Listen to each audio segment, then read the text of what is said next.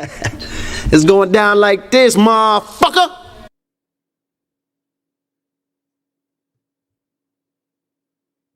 For what he has, he says that the only way that we can solve our problem is to unite.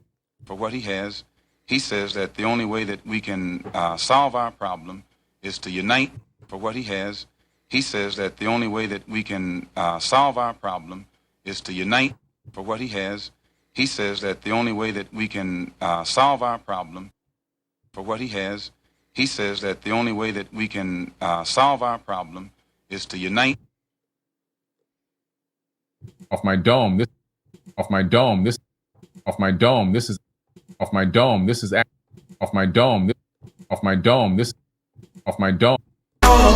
This ain't loud enough. I'm still trying. This ain't loud enough. I'm still trying. I just left a light in this bitch.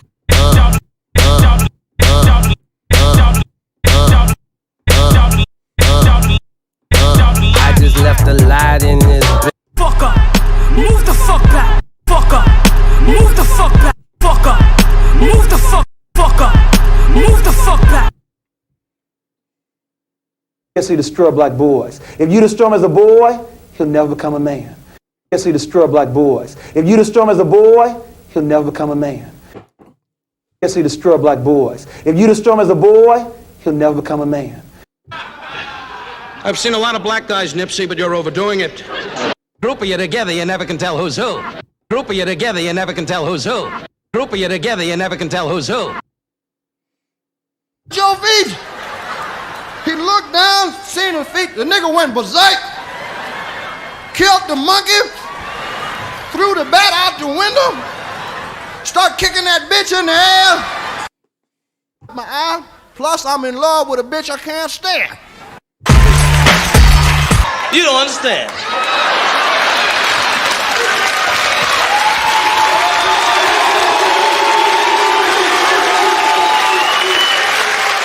I ain't scared of you motherfuckers. It's cool enough just being cool, like I am, chilling.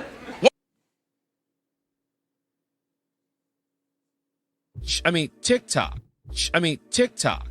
I mean TikTok. I mean TikTok. I mean TikTok. I mean TikTok. You're a philosopher? Yes. You're a philosopher? Yes. You're a philosopher? Yes. You're a philosopher? Yes. I think very deeply. I think very deeply.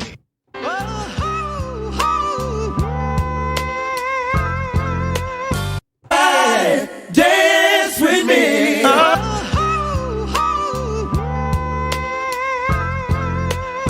Hey, dance with me.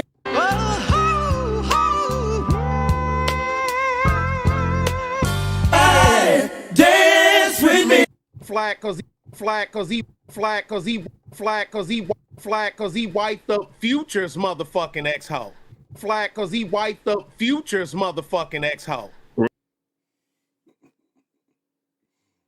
What's all that noise? What's all that noise? Damn white boys out there. Most of them is psychopaths and all that. They'll kill your mama's mama and you. Decent white folk that still don't know they're racist. What the hell you want here, hunky?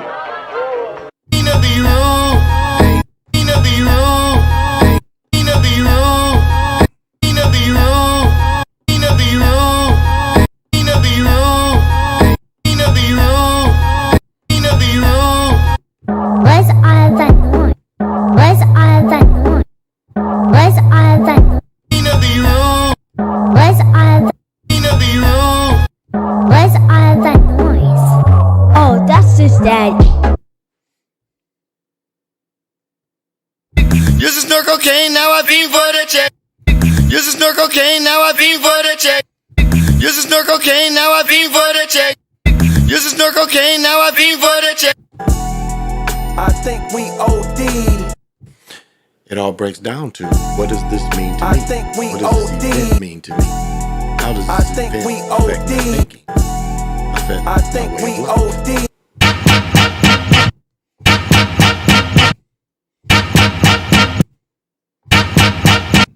Your lines are still open.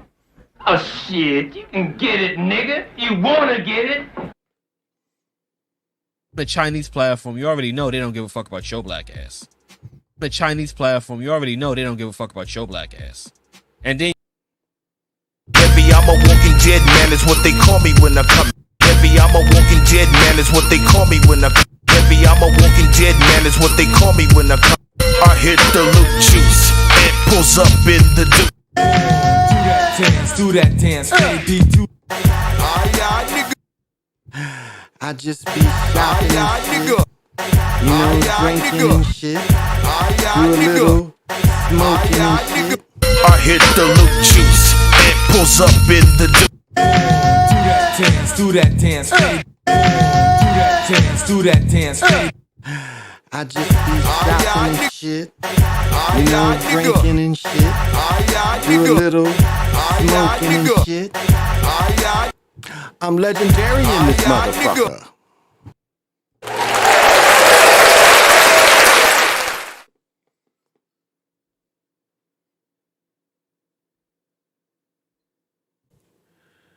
To the east, to the north, to the west, to the south, above, below, and the middle. To the east, to the north, to the west, to the south, above, below, and the center.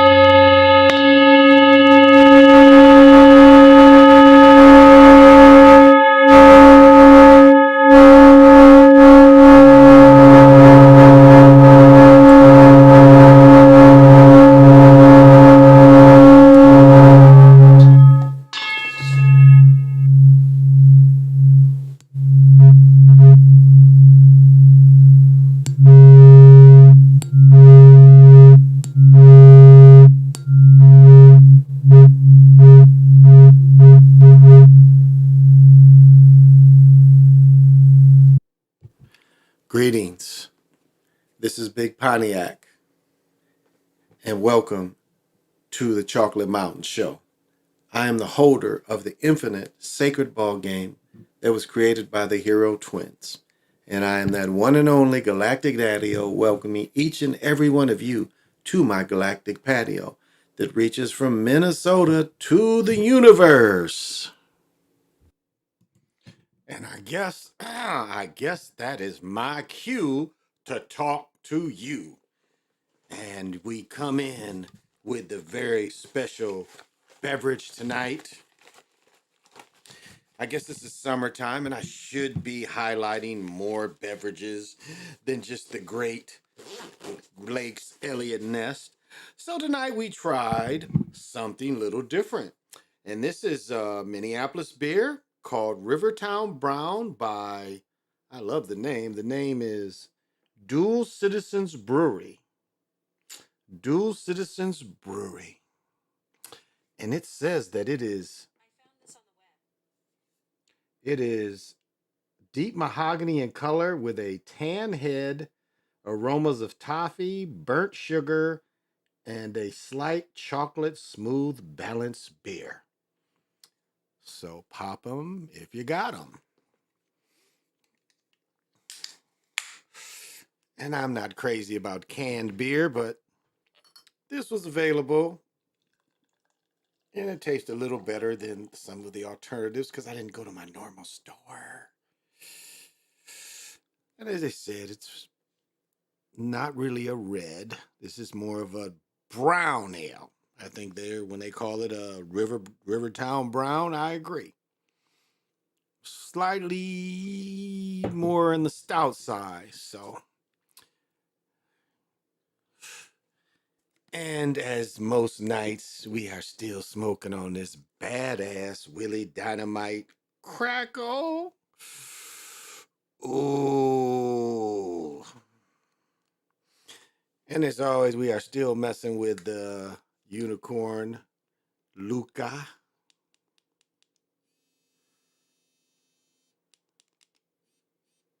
So we'll let that heat up. Ah, gosh, I'll start off sending good energy.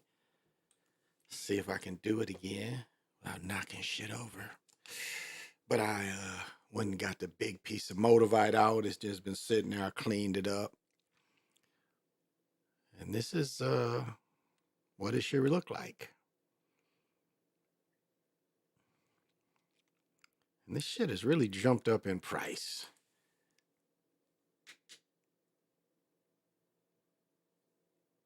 Try to show how. There it is. There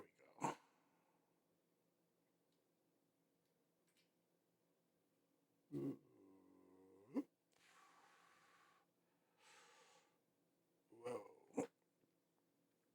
Whoa.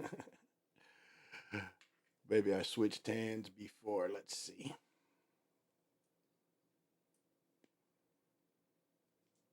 Turn it off. Ah, there we go. There we go. Oh, it's ready though. So smoke them if you want them.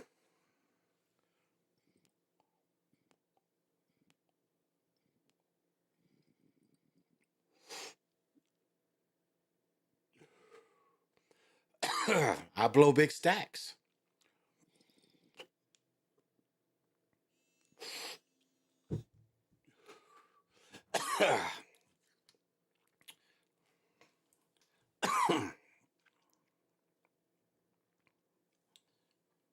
This is just fun to play with.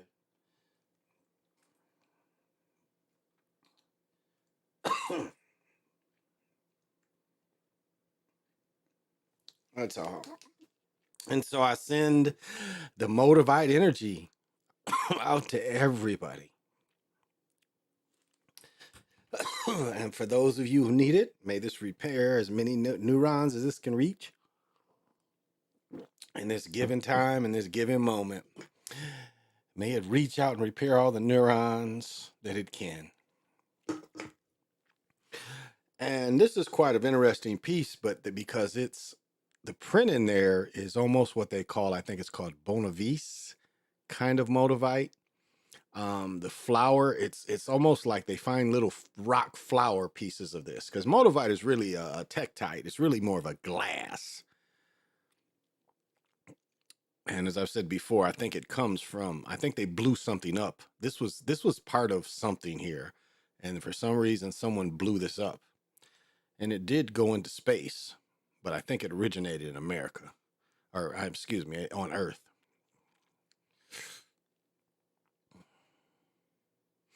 So this is what the raw part should look like. I think.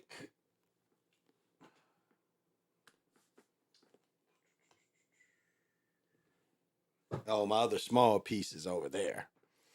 But this is 22 grams. 22 grams of Motivite. Okay. I think that's a hello for me. And this is what the raw part should look like. All right, enough of me. Enough of me. All right, who's at the party people with me tonight? Jamar, what is happening? And to be here, you definitely got to have vision. Kenneth, the Kentucky family. Thank you for coming. And I know to be here, you got to have vision. Nephlin, thank you for joining.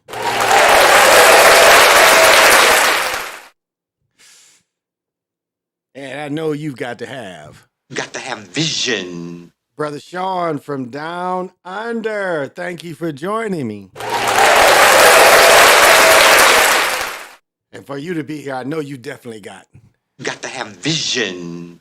OTF, what is happening?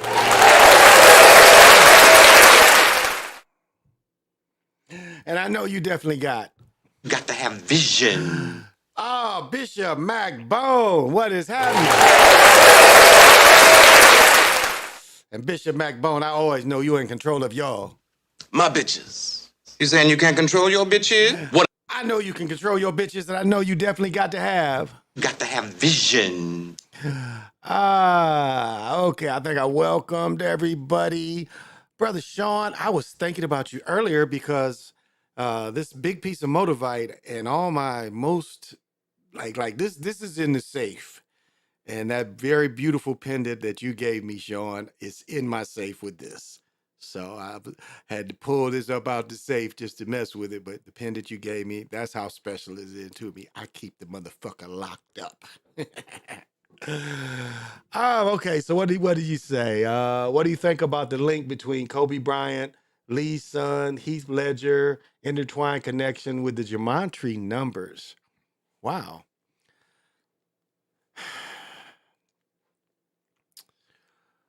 Well, I mean, if the gematria numbers add up to some kind of sacrifice, which could be, but the link between them, I don't know. I don't really see a real link between them, unless you're saying, you had you had the star, and then you had the star's son, get like Kobe, and then Joe Jellybean Bryant, Joe Bryant, his daddy. I guess if you had those two links, but remember, Joe Bryant, I think, is still alive. He'd have a great career, but again, I think he's still alive. So, and Keith Ledger, I don't know. Now, saying that they all were possibly a sacrifice, like if you really looked at, remember Bruce Lee's movie, Dragon, that version of his life story. Remember when he would have them visions and he had to fight that demon over and over again? Which is interesting because, Bruce Lee's story, and I know I'm going off a little bit, but his story is Bruce Lee was a child entertainer. He came from parents that were entertainers. And so his story is quite complex because, like, he was a child actor who later became a nationwide cha-cha champion type of dancer, but yet he trained with Ip Man. So it's interesting. And then he creates MMA.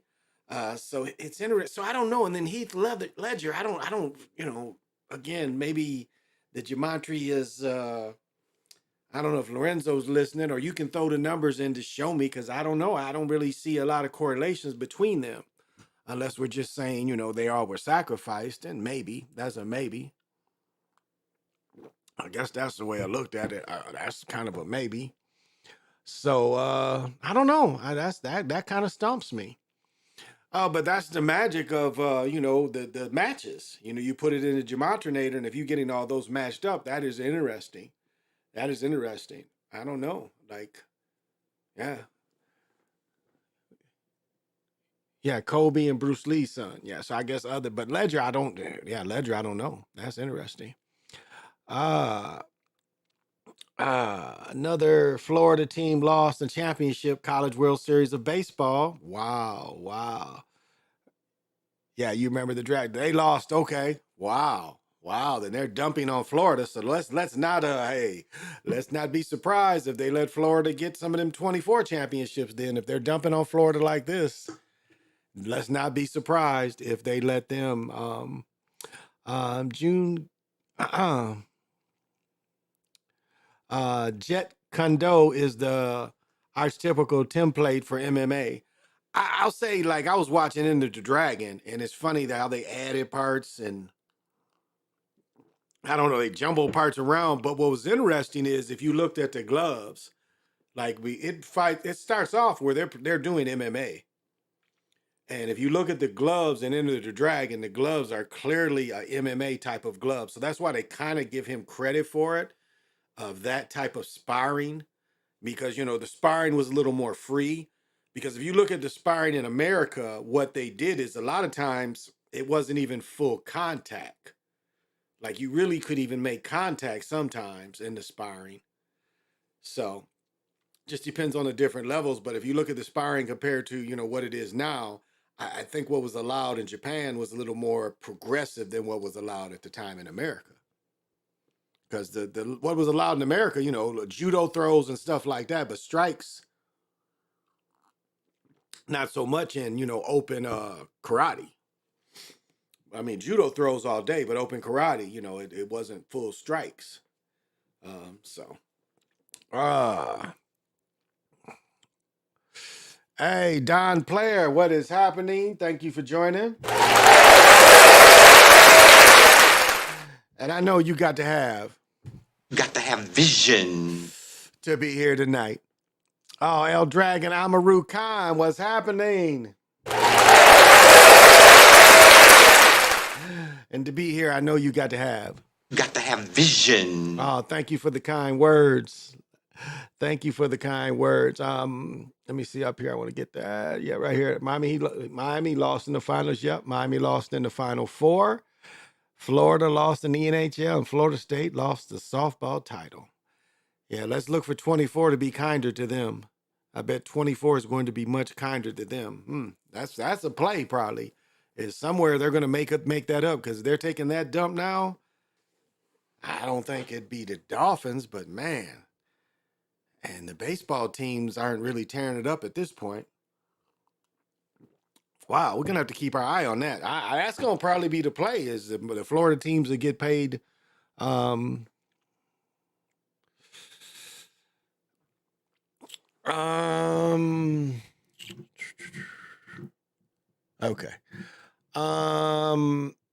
Ice Cube. I mean, Ice Cube works for them. I mean, you don't work for them for so long and don't think that you're the real boss. You're the boss as long as they make you a type of boss. As I've said before, the Big Three is a ripoff of the Gus Macker, because at one point the Gus Macker was in almost 50 states. It was probably like 40 states at one point. And so the only thing that he really did different is because ex-pros have always played, even in the Gus Macker. Like I was talking about Leon Guyton earlier, he played pro in Europe. There's a bunch of pros that would play in the 3-on-3s. So it's not like that's new. Or even dudes, didn't play pro but played college. It was the Mackers always had that. So that.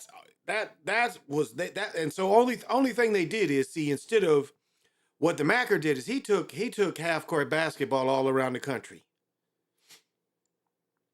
He took it all around the country, and he was able to put this 3-on-3 tournament in all these cities. So all the Big Three already had the template of how it could be done, except they made agreements with arenas. And then, you already need something that small, you only need a half of arena. So he just like took over something that was already happening, And with the Mackers and anything, he overexposed himself, without really changing, upgrading. He put his tentacles out of it, and other things took in place. And for one reason or another, participation kind of dwindled, and the interest in that kind of thing for all ages kind of dwindled. But it still exists. I know they still do the Macker in Michigan. I think still several other cities. So,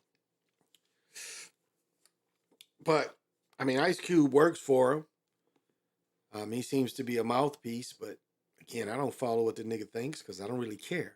I don't care really what any of these real celebrities think. So, yeah, I don't care enough.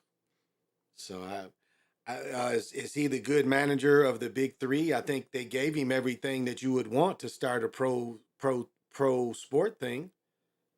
I mean, he has television. They have a type of salary cap for the players. And you really, the dough for the players ain't that big a deal, even though, they do want to get compensated. It's not a driving factor because you're having millionaires for the most part. Now, remember the first season of it, they tried to highlight some dudes who played in Europe and stuff. I think that one dude made the championship, or they lost in the championship. He was about 6'3", but he could go. He could really go. That first season, that dude, he was shorter, but he gave everybody the business, and he never made it to the NBA. And I can't think of his name. I have to look some old coverage to remember who that cat was, but that cat was about 6'3", but he gave everybody the business. And remember McCants, McCants in his 20s playing in the 3-on-3 because it became a, old man league. That's kind of what the first couple years was. And then they allowed younger and younger players. And McCants, he burned out the league so young. I think McCants, went in the league after they won it in Carolina, went right to the league. So maybe sophomore year. So he's fairly young. And then, they kind of did him like they did Shotty. Let you get 4 years in and then put you out. So I don't know. I really have no opinion other than, the 3-on-3 should be a pretty solid investment given everything they were given. I mean, again, given the facilities, given a TV contract out the gate, that's big. And, you don't really have to compete with anybody because, for the majority of players, the players don't really need the money. Not to say, players do it for nothing, but for the most part, what they showed at first is dudes who didn't really need the money. Now, some people could argue, there's hungry people out there that need the money and, maybe should put the league around them instead of, these old men. That's another way of looking at it. It's like you seeing these old dudes, but I'll say this, even up to me, I think I played my last Macker at 48 or 49. And still was competitive with everybody, what was like, so I mean, is it entertainment that's acceptable? Yeah, it is. Do I think it a long term? Can it be a long term good investment based on old dudes? You really looking at the old people that's coming out of the league to highlight them? Is that a long term plan because you have name recognition? Is that long term going to work? I don't know.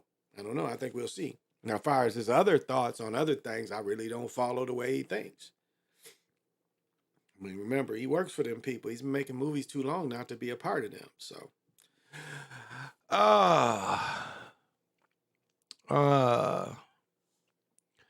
let's see. 90s, Asian hate was big, persuasive in Hollywood. That's why the 90s TV series Vanishing Son reached an Asian leading man. Russell Wong only had one season. That's interesting. And remember what they did to Bruce Lee. They gave David Carradine Kung Fu, and Bruce Lee and Robert Culp, maybe? Bruce Lee and Robert Culp really came up with the idea of Kung Fu. It's supposed to be Bruce Lee in Kung Fu. But they was racist and they put makeup on David Carradine and made it him. And people loved it. Tampa Bay loses in the World Series. That, Jamar, that could be a good play. Yeah, he's a real life agent. Exactly. Real life agent. Illusion of power. That's another part of it. The links are Kobe 5, Proto, Bruce Lee design were released. Okay, let's get this. Okay, the Kobe Proto Bruce Lee design was released in 2020 after Kobe's death. Brandon Lee and Heath Ledger both passed away during the filming of this set. Also, Kobe watched Joker. Kobe watched Joker. That's reach. Okay, during the filming of the sets. Now that's and we can the dude who in the 70s or early 80s, he was on set too when he put the gun up to his head. It was a blank, and he blew, he blew concussion into his head and made himself a vegetable. He only had a half season. So I can't think. I'd have to look him up because he had a hit show and then he did that to himself. One of the live guns. So I don't know. I mean, I don't know. That's interesting. I don't know how, because Kobe's thing is, again, it's something that we look at as being real and looking fake at the same time. I mean, somebody died during that. Do we necessarily know who? Not necessarily, because it could be easy and easy for people to fake their deaths. So it could be real and fake too. So I don't know. That's a good one. I don't know if I have an answer for that. That kind of stumps me. In this famous b-ball game. Oh, and okay. Ice Cube has been in show business for 30 years. He should not better not to rage against the machine. Yeah. Real power self-generated. Yeah. Last year, Philly lost everything. World Series, Super Bowl, MLS. Oh, that's a good point. That's a good point. And they still didn't get anything. Yeah, they didn't get anything this year. That is a good point. Man, it's been a slow day. I think the Twins won tonight. That's what I think.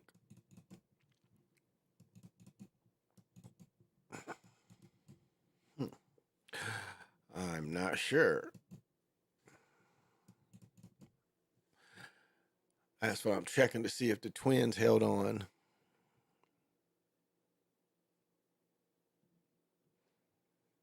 Here we go. There's a couple things I did want to talk about. I did want to get some local stuff. It's a couple local things that did happen that I kind of wanted to talk about.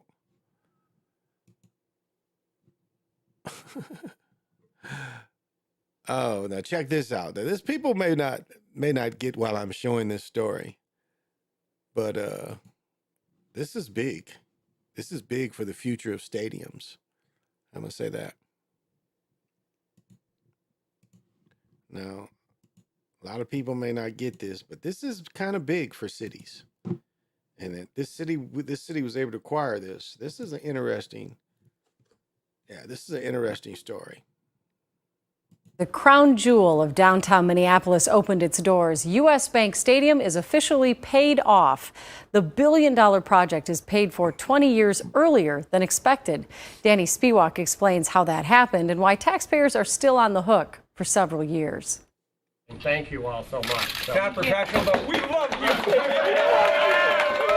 Former Minneapolis Mayor R.T. Ryback got a warm reception from Vikings fans in 2012 after the city and state did their part to make U.S. Bank Stadium a reality. I think the stadium's working out pretty well. Since opening in 2016, the facility has hosted not only the Vikings, but also a Super Bowl, a men's Final Four, and now Taylor Swift. Whether people agree with the stadium being built or not, I think it was better to have 2 nights of Taylor Swift selling it out and now have millions coming back to the city than to have had a vacant Metrodome. On Monday, the state officially paid off its share of bond debt, $377 million, 20 years early.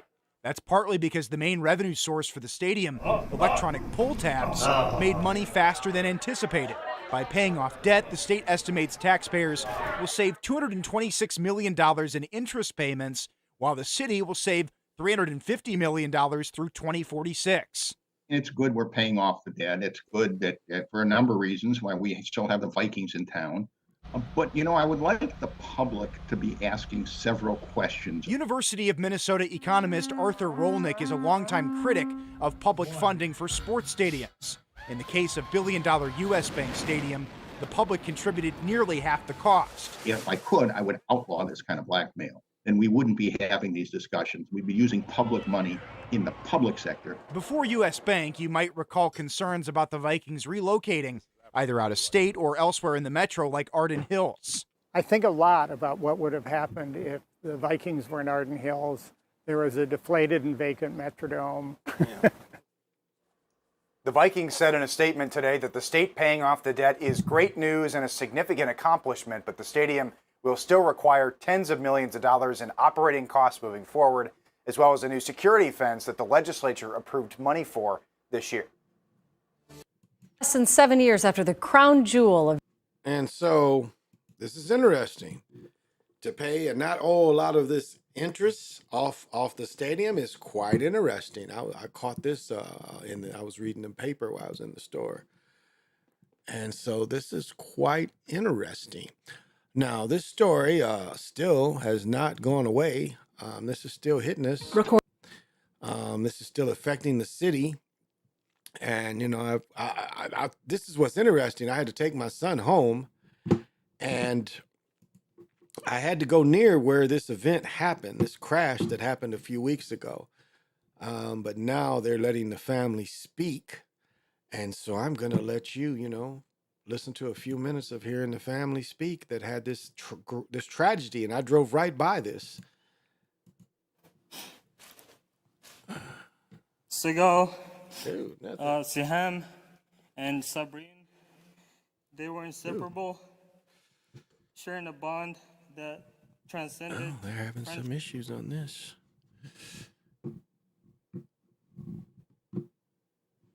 Okay, they're having some type of issue. All right, it was another one that had this. Okay, it was another one. Less than 7 years after the crown jewel of downtown Minneapolis opened its doors, U.S. That one. Where's the other one? Carrie Levin still. Okay, I think it's something wrong with their audio though. Friends in the world. Yeah, there's something wrong with their audio. We graduated high school. I heard this earlier. Okay. Maybe I can get it on Fox. Let's see.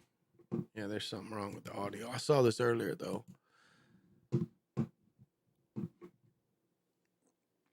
Let's see. All right, here we go.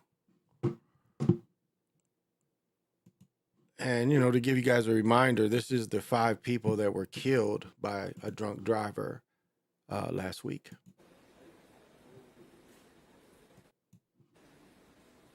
This is the family speaking. And so I think I can Okay, we'll get started. Speed this around. Light on. We also are not deaf-tuned to the fact that we are still unaware of exactly what happened with the state trooper, and we want to make sure we understand full nature of what took place that led up to that unfortunate tragedy that we are gathered here today too.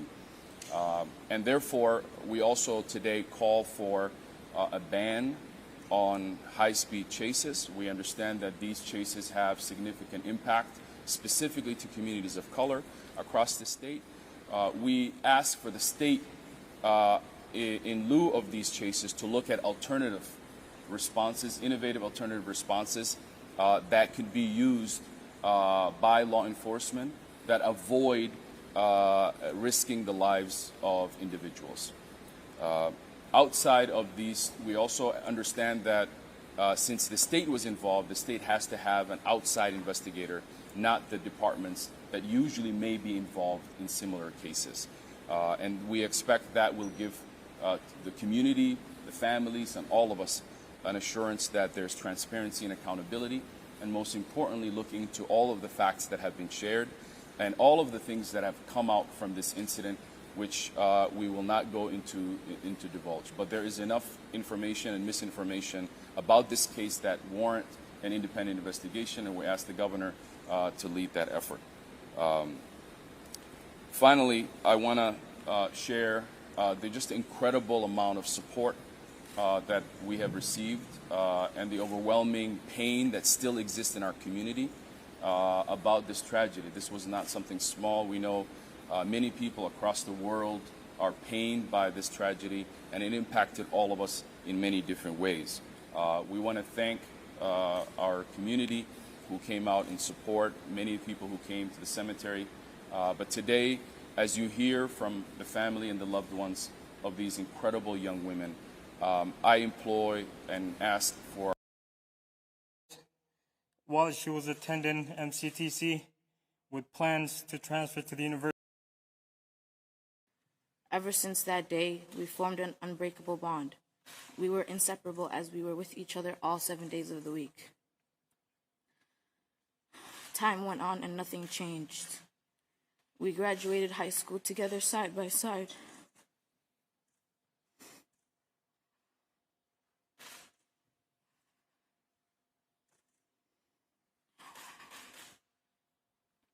We graduated high school side by side and even had a graduation party together. Salma and I both were also teachers at Duxie, or otherwise known as Sunday school here. Many of the kids were impacted by her death as they adored her. She treated the kids she taught with respect and care. Okay. Okay.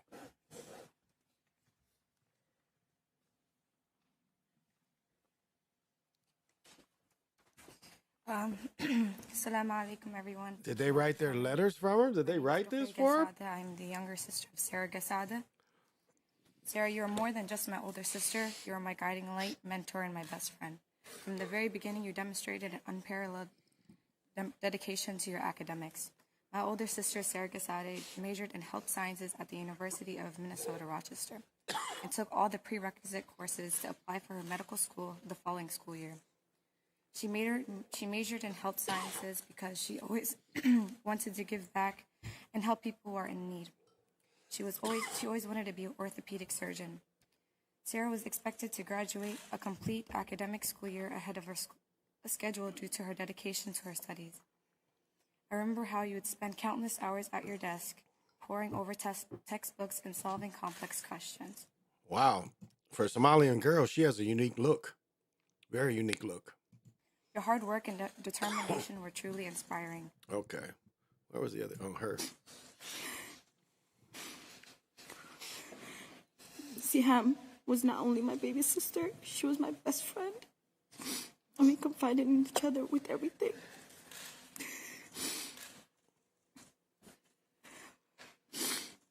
These words cannot fully capture the light that Siham brought into our lives. Her absence leaves an unimaginable void that will carry with us forever. Okay, you guys get the gist, and I feel bad for these people. And up here, they've really been attacked. This is random, and a melanated American person is the one that killed the 5 girls. And as I mentioned, where I was earlier today, drove right by, because it's like when you're coming off of, trying to think, I didn't come off 50. Well, maybe did I? No, I came off. I looped around, so I went down 7. Yeah, so when you come on 7 and then you go to 7, it's a part where you take 7. And 7 is one of the main, like 7 going east-west. So that might be 7th Street. But you take 7, and then 7 will break down into, if you want to go to, it'd be 94, or if you want to go to 35 South. And that's where I want to go, 35 South. But if you want to stay in town and go to the south side, what's the L Street? You go down, you like, it's like 2 turns. It's like you can go here to go to the tunnel, or you can go straight down like you're going to see the big spoon in the sculpture garden. And I mean, this where these 3 young girls got killed was literally right near the sculpture gardens. I mean, during the daytime, you could almost turn around and see it from where this crash happened. And so this guy comes off the highway. He comes off of, at that point, he probably was coming off 94. coming off 94. No, he was coming off maybe 55, but he was in town. And, you know, they was pursuing him, and he had Escalade. So Escalade hit this van going 100 and some miles an hour. The guy rented the Escalade. The guy, some kind of way, got a license for this state. And the guy, you know, plowed into something and killed those people. Yeah, I think we already got that. Man, I was watching Passion to make a difference. I was watching Larry Bird play DePaul. That's a video you guys got to watch. It just shows the Larry Bird highlights, but the game was a great game. It was a great game. DePaul was getting all the Chicago brothers. When they got Mark Aguirre and they had Teddy Grubbs, man. I am just a junkie, a sports junkie, y'all. I love that kind of thing.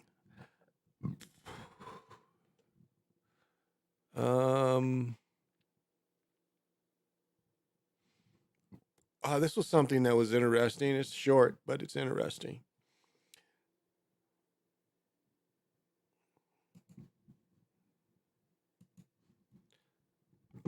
Yeah, this is real quick, so I'm gonna show it let me show it from the beginning. There we go. This didn't affect me, of course.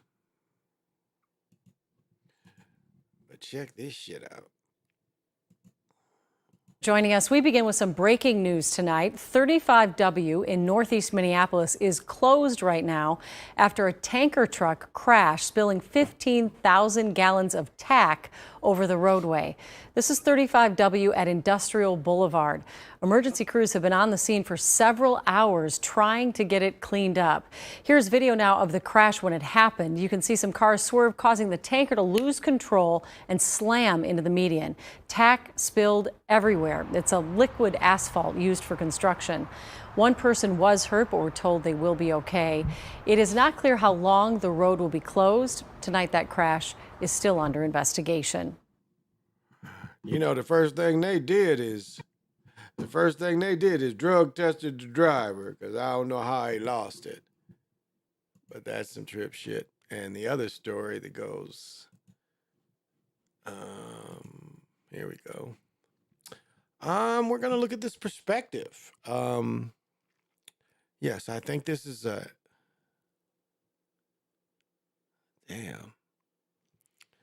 I think this is something worth watching.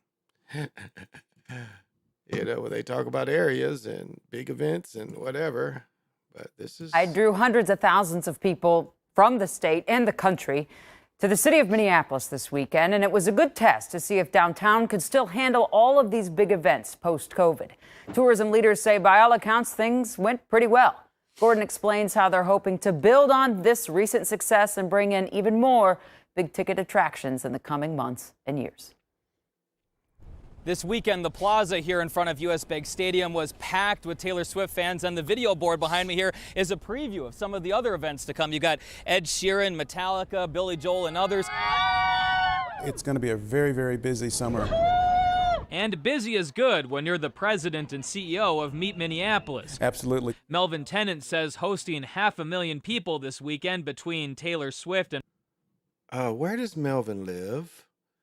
We can't let that pass. Melvin, where do you live dressed like this? This makes me think you don't live here. There's been no day in the last 60 days where you should be dressed like this. Like, is this the only thing that had your thing on here, so you had to wear a long sleeve shirt? Why you got a vest on, Holmes? Melvin Tennant says hosting 500,000 people this weekend between Taylor Swift and Pride sends a strong message that Minneapolis is open for big events.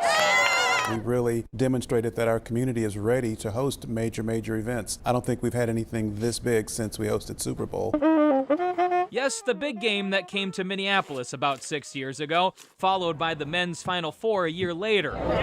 Minneapolis was on the rise until COVID brought that momentum to a screeching halt. It did derail us. If you'll think back to early 2020, in March, We were supposed to have hosted the NCAA Wrestling Championships at US Bank Stadium, and NCAA canceled all of their championships, if you recall. So it took us some time to recover from that. Tennant says the city is now building momentum again with a slate of big concerts and conventions, and the return of Taste of Minnesota. But these days, big events aren't just nice things to have. Tennant says they're essential, with many hotels and restaurants still struggling after COVID. When COVID came and really shut everything down, we just had no idea that the business travel was not going to return. And so we've really suffered from that, but we're working on a lot of initiatives. Where do you think Minneapolis it ranks in terms of like the country's big markets for these big events? We want to be the destination of choice, which means that anytime there's a major event, we want to be on that short list. Our job is to make sure that we're on that short list every time. Maybe short of the Olympics at this point, we're on every short list that's out there. Tennant says they're also working on building their own events.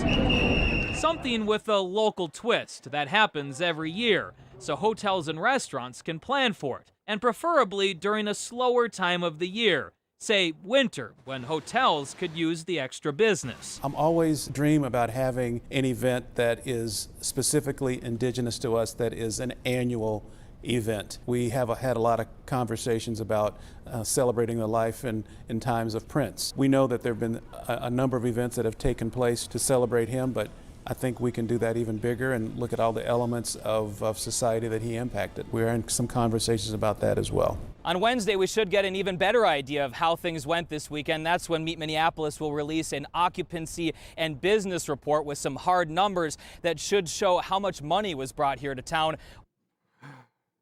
So yeah, this was a big weekend for the people that give a fuck about that kind of stuff. I was looking to see where because I know we're up for a Super Bowl. So the Super Bowl coming up this coming February will be in Las Vegas. And then the Super Bowl in 25 will be down in New Orleans. Super Bowl 60. It's here. Oh, right here. Super Bowl 60 is going to be in San Francisco at Levi Stadium. And there's nothing beyond that. I think we are getting the Super Bowl in 27, if I read that somewhere else. So, lot to do here, guys. Lot to do here. Now, you know that none of this shit was my thing, so I wasn't part of this kind of bullshit this weekend. Jeffrey Lane, what is happening?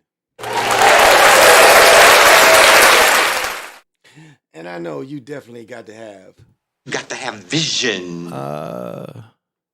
Oh, let me tell you. Let me add some of this stuff. In addition to Dennis.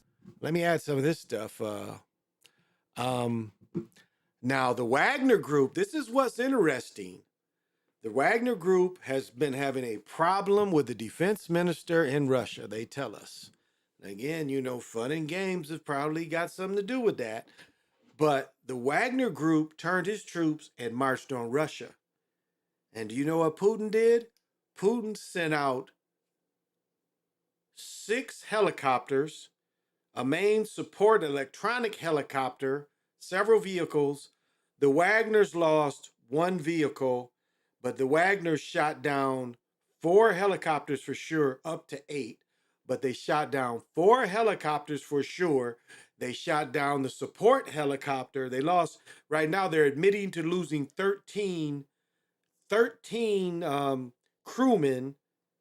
So these is Russians fighting Russians when they was about to get on his ass, and what he sent at them didn't work.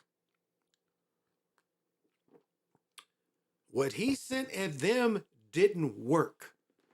He sent people that hadn't been fighting to try to defeat people that's been fighting. They know, you know, the same weapon systems and guidance. So this is interesting because as I mentioned before, Yeltsin got overthrown like this. I think who was the dude that had the birthmark on his head? That cat. You know, when they put the weak leadership in to break up, you know, they wanted to restart. they trimmed the fat because it's like, why are we controlling all these countries and it's draining us? Let them, you know, we'll trade with them and give them back. So This is kind of interesting. So this is just, a little more of what really happened, or somewhat of what happened over there. Because they was going after his ass and probably could have took him. Because of all reports, the Wagner Group only suffered and only lost the one vehicle. They gave them heavy damage. So let's see what they tell us about it. Reaching or the far-reaching tentacles of the Wagner Group. And I'm wondering if you can talk about, for an American audience, is this like Blackwater? Talk about its origins. Give us a description of what the Wagner Group is and its founder's relationship with Putin. Thank you, Amy. Those are such important questions.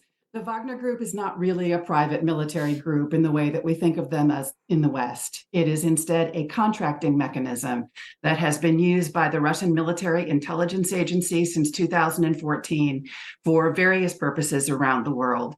It was first used in eastern Ukraine in 2014. At that time, Prigozhin was not yet associated with it. It then took on contracting obligations in Syria as an infantry group, and it was about that time that Prigozhin took it over. There is some evidence that he may have taken it over in a violent raid from its founder, Dmitry Utkin. At that point, in about 2017, 2018, Russia began to deploy the Wagner Group in various countries in Africa, in Sudan, in the Central African Republic, in eastern Libya to support the warlord there, Khalifa Haftar. There was an attempt to deploy it some places that didn't work out so well. Recently, we've seen it go into Mali, and there are rumors that it also may be going into Burkina Faso and to Chad. And what we have seen about it is that it is an extraordinarily flexible contracting mechanism. While we just heard about all the terrible human rights violations and murderous activities that Wagner has in fact committed, it has not done anything worse than the uniformed Russian military forces have done. And so I think we have to keep in mind that the uniformed Russian military forces have been absolutely abysmal, have never followed the Geneva Conventions in terms of their attacks on civilians in Afghanistan, in Chechnya, in Syria. And so Wagner does horrible things, but it's essentially manned by people who are coming primarily out of the Russian security forces. And it's very flexible. It has pilots working for it that can engage in air attacks. It can be infantry. It can have very high level, highly trained, highly disciplined snipers, as it did in Libya. And so it's not something that's separate from the Russian state. It never has been. And this leads us to the question of who Prigozhin is. Prigozhin has made himself seem more important than he actually is. He has never been Putin's friend. He has always been Putin's servant. He started out life being sentenced to 12 years in Soviet times in what was then Leningrad for common street crimes, robbery, and burglary.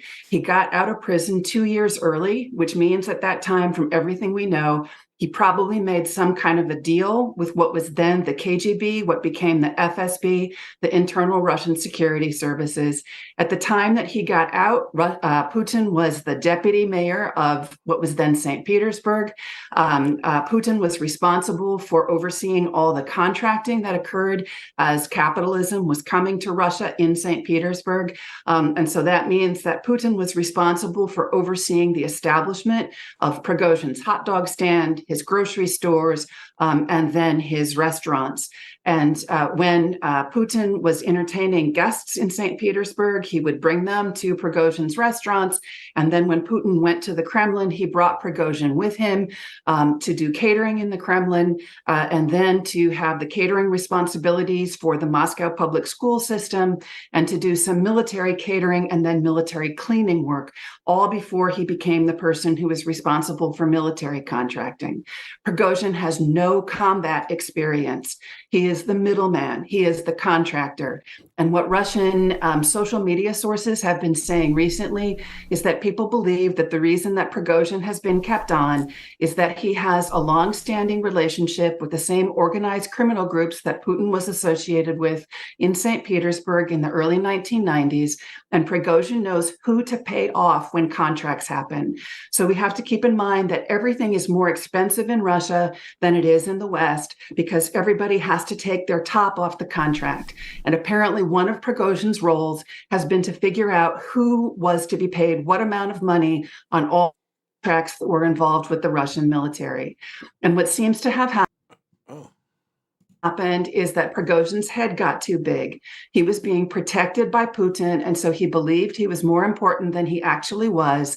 And this was just the latest step in a long-standing feud that he'd had with the Russian Defense Ministry. And what we've seen is that he essentially got stopped in his tracks.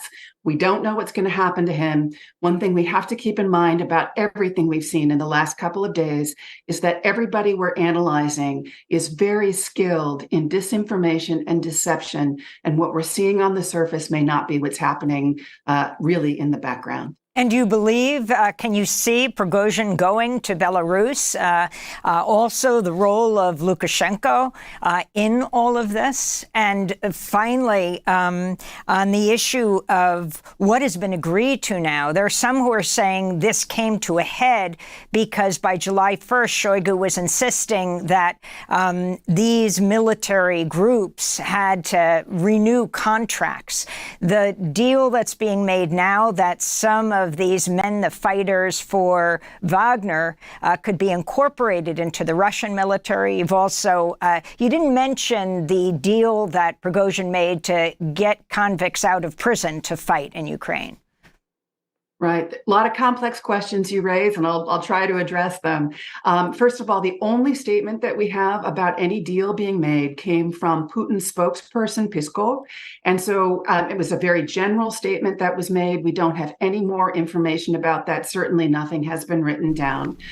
Again, what is coming across on social media and also a really good Russian independent press source called Medusa is that Lukashenko was primarily playing a role in all of this. He was an actor, a prop who was being put forth as the person who was doing the negotiation, when in fact the negotiation was probably happening by various members of Putin's administration. What Medusa has said is that Putin actually refused to speak with Prigozhin, that Prigozhin asked to speak with Putin, and Putin wouldn't speak with him. So it was various members of the Putin regime that were instead making this deal. One of the names that some people have been putting forth is Alexei Dumin, who is a lieutenant general who's had a lot of military experience, a lot of security experience. He was the chief of Putin's security guards at one point. He's now the governor of the region of Tula. So it's not really clear what happened with the negotiation or what the actual parameters of whatever agreement was reached are. We can imagine all kinds of things happening with Belarus. We can imagine, first of all, that this just gets forgotten, that Prigozhin gets bumped off and disappears and we never hear from him again. We can imagine him flying to Belarus and then flying to Africa to take charge of his forces that are in Africa with the understanding that now he is to stay outside of Russia's immediate sphere of influence and never be seen again that way. Or we could see him going to Belarus with a group of his forces, which is what the Wall Street Journal has suggested, and now establishing a new Russian presence in Belarus, perhaps for the purpose of helping Lukashenko stay in power. Now that there has been this obvious instability in Russia, we've seen that it is something that is giving some more hope to the opposition forces in Belarus. And maybe the deal that was reached is that now Prigozhin will go to Belarus to help Lukashenko stay in power by adding some to the Belarusian security forces. But at this point, it's all smoke and mirrors. We don't actually know what's happening. And the most important thing to keep in mind is that Prigozhin as an individual has never been quite as important as people have made him out to be. And he overstepped his bounds over the last couple of days. And it is very unlikely that Prigozhin comes out somehow on top in all of this. what it has shown is that Putin has been willing to allow himself to look weak. And so the general sensibility is that even if it's not Prigozhin that threatens Putin going forward, now people within Putin's inner circle are going to be emboldened in a way that they haven't been before, because Putin did not come out of this looking like somebody who was strong, who understood how to deal with things. And I would just point out before I stop here that it was not a bloodless event. What the Russian military reported on Saturday is that 13 Russian airmen, mostly helicopter pilots, a couple who were flying fixed-wing aircraft, were shot down by the Wagner forces as they flew overhead. And that is something that the Russian military is not going to forget or forgive. It was not bloodless. There was the blood spilled by Russian military forces. And so I think we're just at the beginning of what's going to happen, but neither Prigozhin nor Putin came out looking very good. And Dennis Pilash in Kiev, we just have 1 minute, but Russia has the largest nuclear arsenal in the world. Are you concerned that Putin, who has clearly been embarrassed by this? Why would they mention napalm? All they have is napalm. So this is, why would you put this fear mongrel out there? But the fact remains that these people had, during fighting another country, they had a minor civil war. And as she said, some of it could be a lie and some of it could be real, but part of it is real. So I thought that was rather interesting. If y'all didn't check that out. Because Putin was supposed to be, let's see what they say Putin says. Let's see what he says. Let's see what Putin says after this.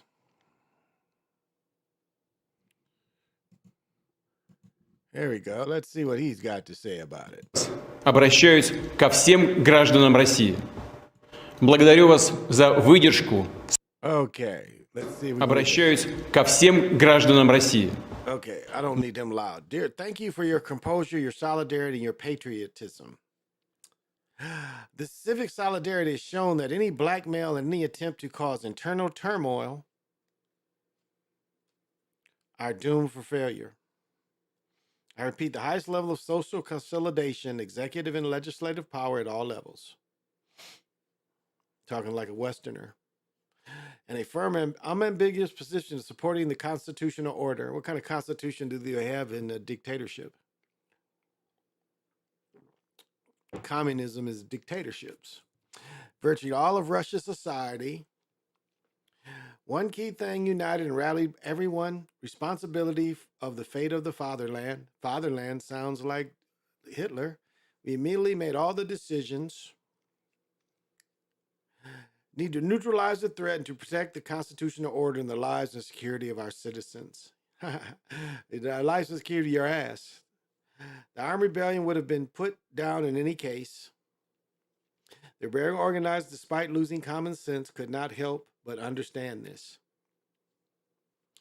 They understood it all, including what they had taken criminal action. They had to split and weaken a country that is now facing a colossal external threat. Unprecedented pressure from abroad when our comrades are dying on the front lines amid cries of never retreat. That comes from World War II, where they would kill their soldiers if their soldiers tried to retreat. However, the organizers of the rebellion, having betrayed their country and their people, also betrayed those who were dragged into the crime. Lied to them, drove them to death at gunpoint to shoot at their own people. This is exactly what's wanted by Russia's enemies, the neo-Nazis in Kiev, their Western patrons, and various fifth columnists. They like Russian soldiers to kill each other, for soldiers and civilians alike to die, so that Russians ultimately loses. That's right, lose-lose. As for our society to split, choked in bloody civil strife. They're rubbing their hands together, dreaming of taking revenge for their failure at the front and during the so-called counter-offensive. They miscalculated. This is all propaganda favoring his lame ass. But the reality is they was given smoke. And this doesn't make any of them look good. And so it could be propaganda again. There's no doubt. I see Jeffrey Lane has been busy. What is sad? The Wagner Group is a group of mercenaries, just soldiers from abroad and around the world, French foreign leading. Yeah, I was waiting for someone to say his name. It was Michael Gorbachev. Sorry, history was my best friend. I knew it was fake history. Yeah, Gorbachev. That's right. Mikhail Gorbachev. From Russia with love. I advise everyone to watch Secret Wars. They're telling you what they're going on, whether you believe it, aliens, these entities here, in fact, not knowing the fact. Secret Wars is exactly what we're up against. We have been in war with these beings for years. It is a show. An act. Yeah, it's a lot of that. A lot of wag the dog is going on in, Ukraine. And a lot of killing is going on in Ukraine. But we just see that Russia was killing Russia. And the first time, what I heard was that the Russians had sent attack helicopters at the Wagner Group. And then the reports started coming in that the Wagner Group was wiping their asses, was fucking them up. So, they took some L's. And from all reports, it looked like they was able to let that army group stay together, because the army group, if you looked at the one Wagner guy, one thing he said is they were tired of putting their people in the meat grinder. And that's the way he called it, in the meat grinder. So, I forgot to give out this energy. Brother Misha Backbone is in. I wanted to show this omen energy of the transformation of the consciousness, the cat consciousness, the feline consciousness. So we throw that out there. Whatever you want to relate it to, we throw that out there to you. And which later turns into Talak being the hero twin. Talak dressed as the hero twin. Just came back from the storm, baby. And that seems to be, a lot of our history is like right now they want to justify where they give them so much money. A guy was complaining about the state giving a stadium money that does attract business to the state, and I guess some kind of prestige.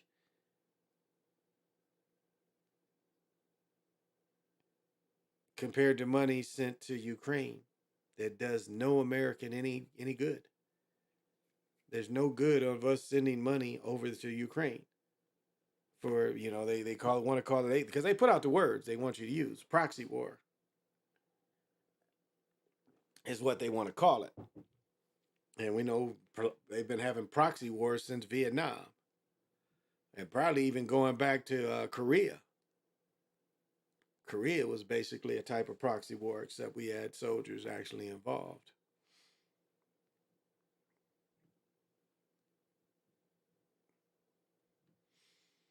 And that's what we see again. You got the Western nations against them. So, what does it mean to me? That's what it basically goes down to. What does all that mean to me? Doesn't really mean shit to you.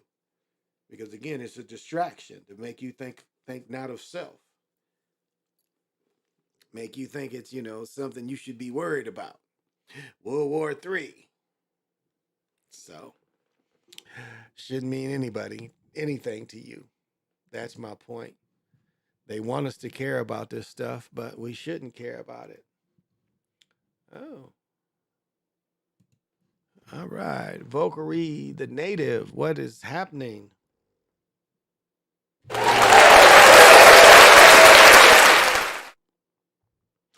And I know to be up, you got to have vision. How you been? Been a while since I have been able to be in the chat. I try to catch you on your lives, but caught you with your work and family. Much love in this indigenous Nietzsche. Well, thank you, Faris. That's very kind.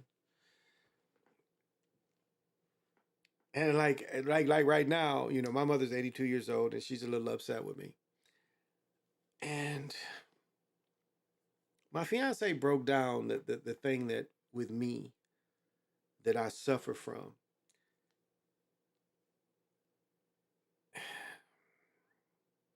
How do I even start to try to get anybody to relate this?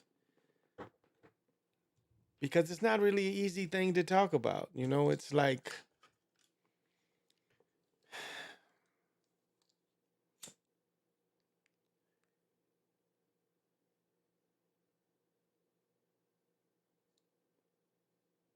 so there becomes problems.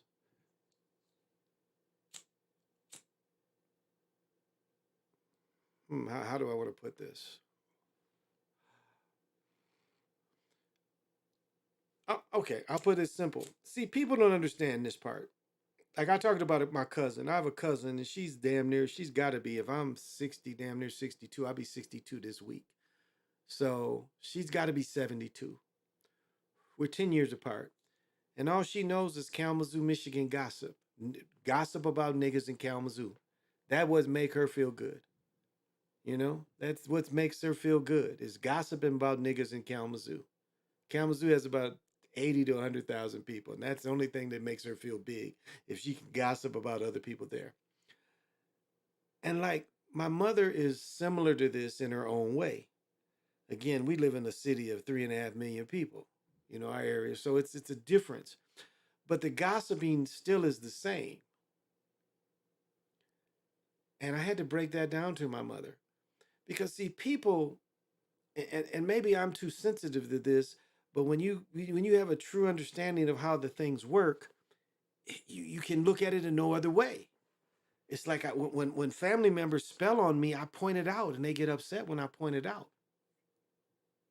It's like even I'll slightly change the subject. Even like trying to explain to my son. I tell my son, you know, I'm trying to give him advice, but yet I'm not trying to write the story. Because I can't give advice and start writing a story. I can't start spelling on him. I can only give him advice. But I can't write the story while I'm giving them advice. And that's too often what people do. And too often people just think these gossiping stories, these gossiping habits,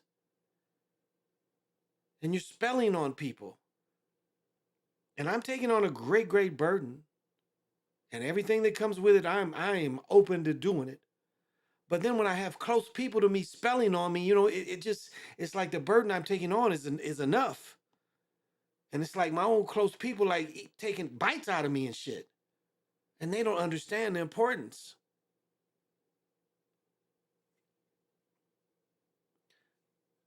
And so when I try to correct them, they take this very hard. Because people don't understand gossiping on your family. It's like you can't do something for your family and then gossip about it, because the intention is messed up. If you have some type of interaction with the family, and yet your comment on the interaction is negative, that's spelling still. That's putting something, a negative connotation to something, to your interaction.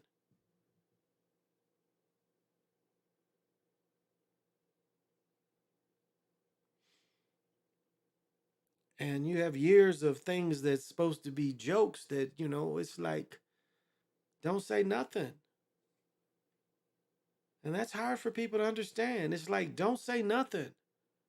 I'm trying my best. And I don't need any spelling on me through simple gossiping, talking, mindless talking. And I guess maybe I'm more sensitive to spells and mindless talking, but it's like you can't be mindless when we talk all the time. And I've been telling you about your mindlessness talking, and how it creates lashes. And that's so often what family does. And I love my mother dearly, but like one time my mother, like, she didn't hang up, and it's like all this negative stuff is coming out, and I'm like, wow. Now, in her point of view, in her reference, the negative stuff she's saying is gossip. I mean, that's basically what it is. It's like you get around your best friends, you start gossiping about your children. But when the gossip is negative, now everybody listening doesn't take it as negative, but I'm listening to shit and this shit is negative. And I'm like, really, what have I done to you to get such negativity put upon me? I call my mother every day, see her every few days. But why is this all this negativity put upon me in a gossiping way? It's like even this, and I don't want my brother to be mad at her, but it's like she'll gossip about him and it just be gossip. It just be simple gossip, but it's like unnecessarily negative gossip just out the blue. It's just some negative gossip out the fucking blue. And I'm taking that, that cuts me just as much as it cuts my brother. And it's her, and for her, it's just mindless talk. But yet it's negative. Because it falls into gossip.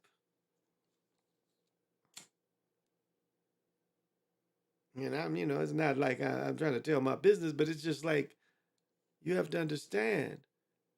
And family has to understand. You just can't make these little cuts, because these little cuts can cut deep.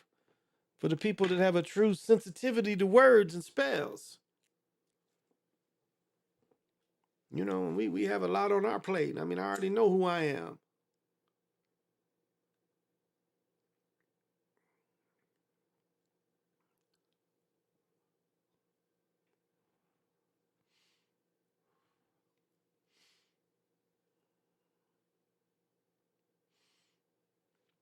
And so I guess my point is, if you know who you are, don't accept gossip and point it out, because people have to have a better mindset. You don't gossip about people you love. And in so many instances, we find a generation that is just that. I've just told 2 generations, 10 years apart, each 10 years apart, and all they do is they like to gossip. And even though, we have one in a small fish pond gossip and one in the big fish pond gossip, it's still gossip. And it's not positive that you gossip about your loved ones just for talking points. And that's what happens a lot of times. People want to have talking points, so they gossip.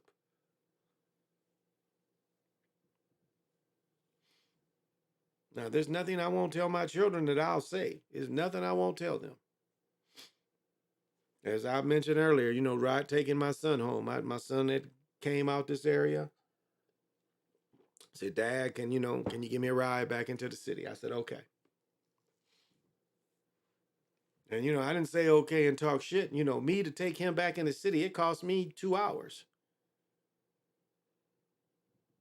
I mean, for me to drive him basically 15 miles cost me 2 hours.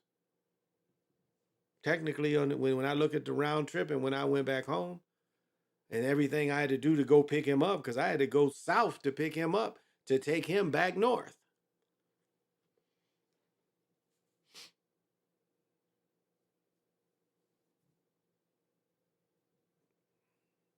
And yet I'm not going to sit there and talk shit about him, other than the things that I would talk shit to him in his face.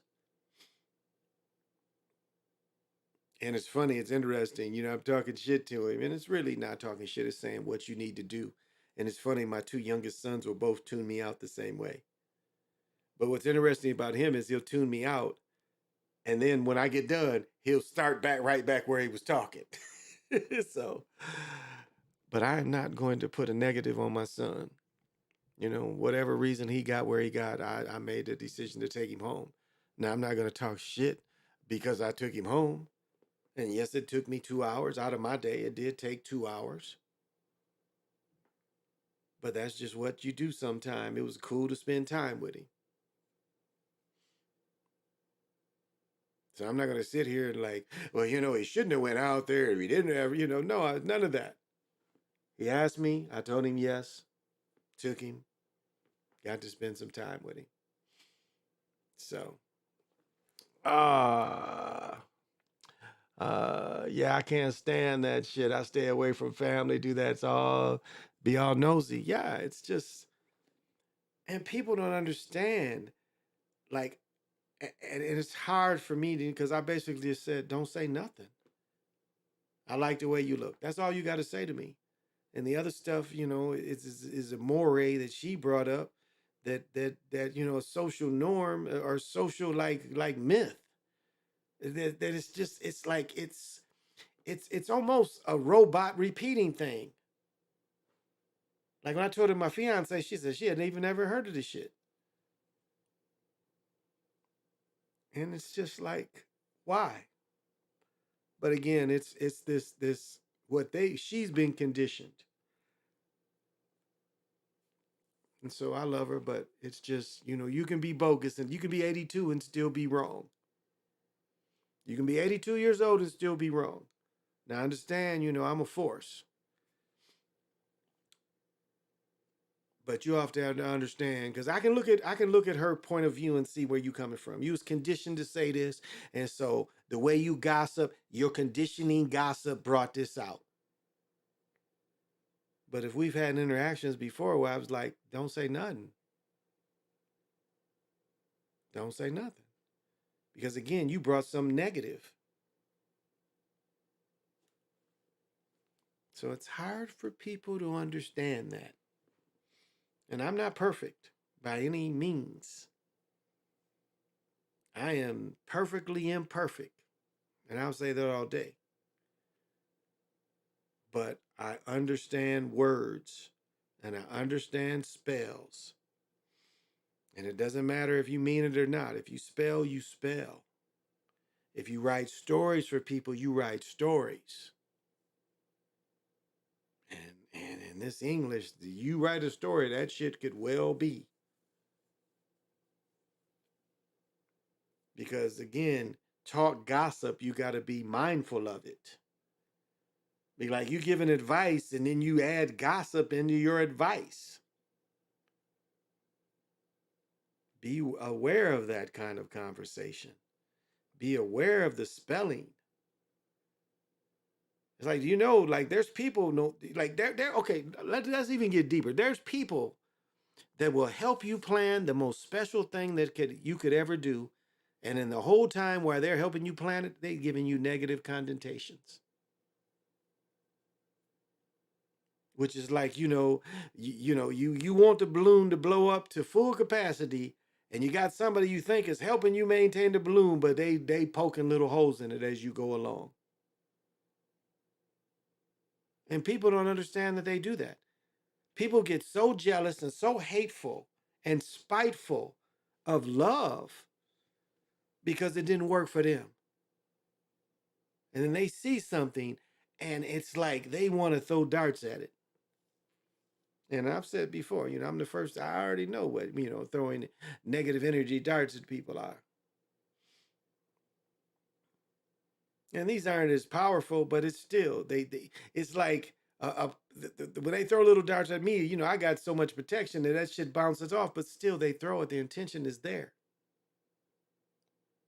And so, if when I look at the replay is they got all the fucking darts in their hands. And it'll show me how much they actually threw at me.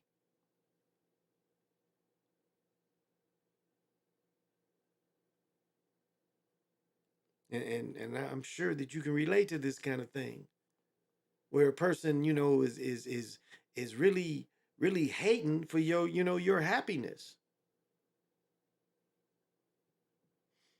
Really hating for your happiness. Well, I gotta pee again, so I'm gonna show short. People's perception. Yeah, B Brown, what's happening? Thank you for joining me.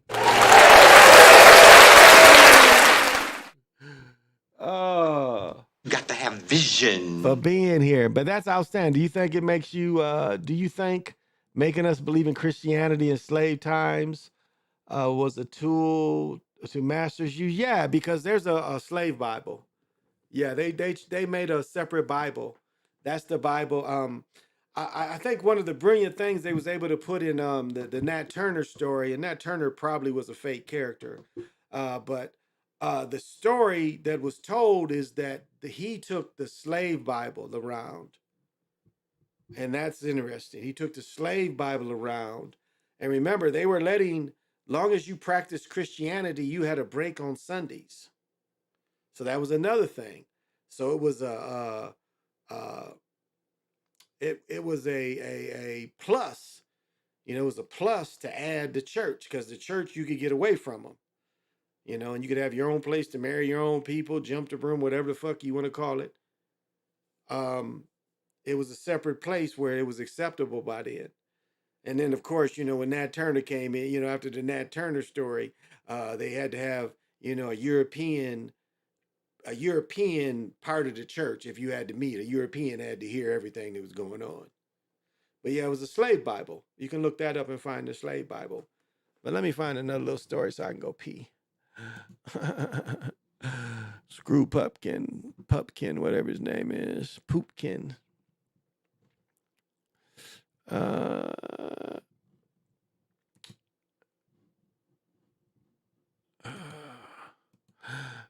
What do you say? I know the secrets that you keep. How long is this one? Yeah, this is sad.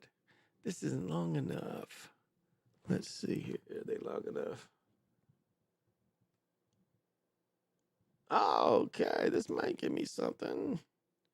No, okay.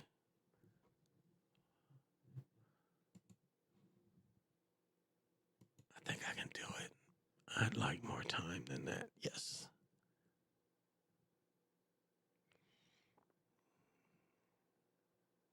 Oh, okay. This is something that's been kind of okay.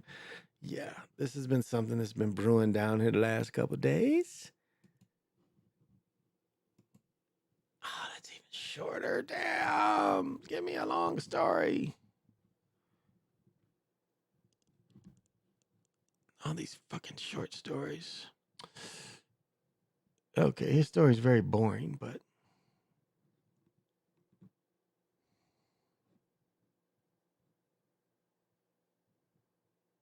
oh, okay. Well, yeah.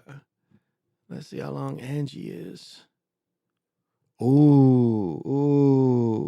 We could bring him back. Ooh, they say he confessed. Yeah, we gotta follow this story. All right. Now I can go pee and then we can recap. This is the story. Okay, let's see what they're talking about. Analyze the case of Chad Delwerman. Just a reminder, I'm not diagnosing anybody in this video, only speculating about what could be happening in a situation like this. If you enjoyed this video, please like it, subscribe to my channel, and consider supporting me on Patreon. I'll put the link to Patreon in the description for this video. First, I'll look at the background of this case, move to the timeline of the alleged crime, then offer my analysis. This case takes place in Ohio in 2023. 32-year-old Chad Christopher Delwerman lived in a house on the 1900 block of Laurel Lindale Road in New Richmond, Ohio. This is in Clermont County, about 30 minutes southeast of Cincinnati. Chad lived with his wife Laura, 3 sons and 1 stepdaughter. The sons were named Hunter, Clayton, and Chase. They were ages 7, 4, and 3. The stepdaughter is a teenager. Now moving to the timeline of the alleged crime. On June 15, 2023, at 4:15 p.m., the police received a 911 call from a woman who was screaming that her babies had been shot. Presumably, this woman was Laura, the mother of Chad's 3 sons. At 4:18 p.m., 3 minutes later, a second 911 call was received. A motorist who was driving by reported a girl running down the road saying that her father was killing everyone. Later, the girl was identified as Chad's stepdaughter. When the police arrived at Chad's house, they could see the bodies of his sons in his yard. They could also see Chad sitting calmly on a step outside his house. The officers screamed commands to Chad from the road. Okay, it said he confessed. Where the fuck did he confess? I want to hear this nigga. 2% of the incidents. Where did he confess? Come on, where did he confess? You said he confessed.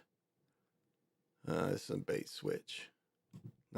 With non okay, right. aggravated murder. The police said that there were no signs of forced entry into the house, and they are not looking for any other suspects.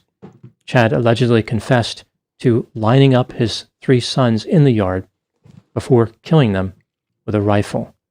One of his sons had fled into a field, but Chad chased him down, brought him back, and shot him to death.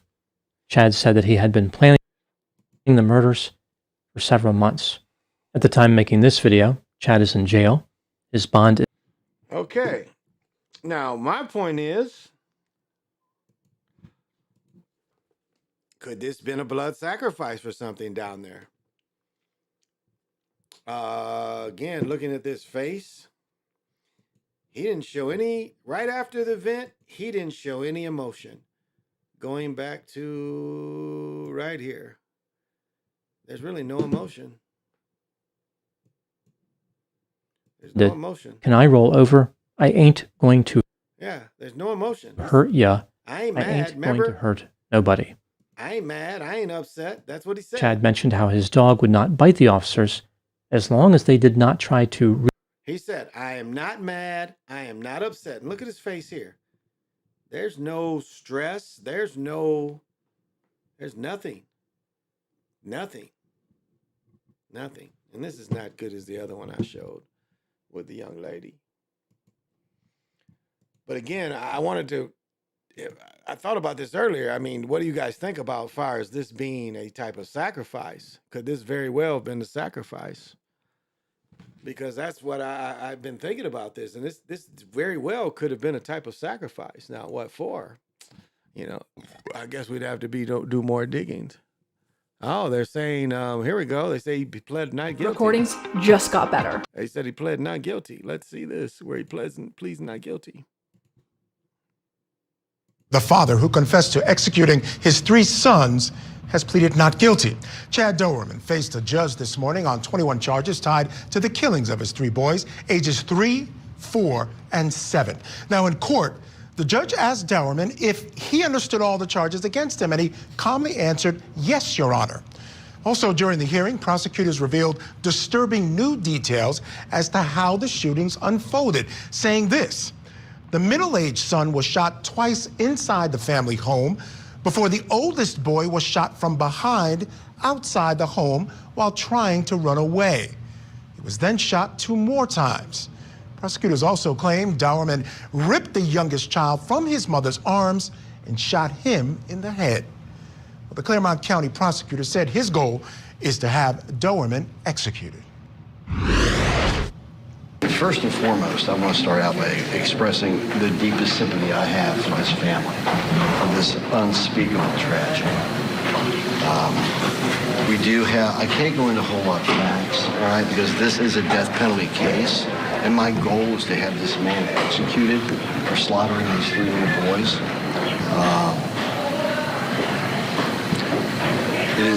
It is. I did not know Ohio had the death penalty. I did not know Ohio has the death penalty. Okay, let's go. Tell him, what you gonna do, prosecutor? Let me try to figure out a way to put this. It is an incomprehensible act of horror if he perpetrated on his family. So again, that is my most important focus right now, is to ensure that they are protected and they are safe. And my hope and wish and prayer is that someday we will be able to find peace. But factually, I've said what I said on the record, and I'm going to stick with that. All right. Why was it, with how complicated the death penalty is in Ohio right now, and how much extra work it adds to your office, why was it important for you to seek this? I'll let the facts speak for themselves. He slaughtered. You know what this prosecutor just said? It's going down like this, motherfucker. He said the death penalty is going down like this, motherfucker. The death penalty is going down like this, motherfucker. What is the death penalty gonna do? It's going down like this, motherfucker. Woo, that's what he just said. It's 3 children in the most brutal fashion you can imagine, as I mentioned in court. The extra work is no extra work at all. It's what we do. This merits our attention, our devotion, and our effort. Thoughts on that initial not guilty plea?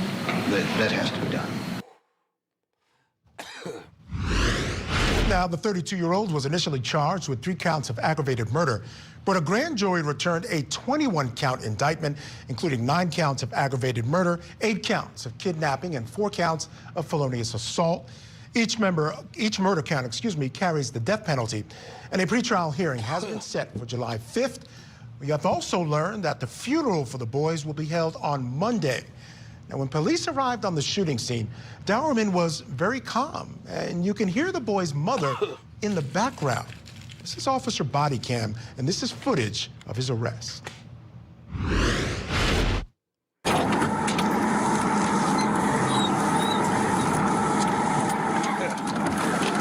All right. I don't think we need to see this again. We've seen this enough.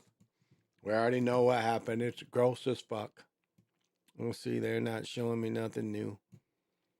Let's see. Did they let him talk when they took him down? Well,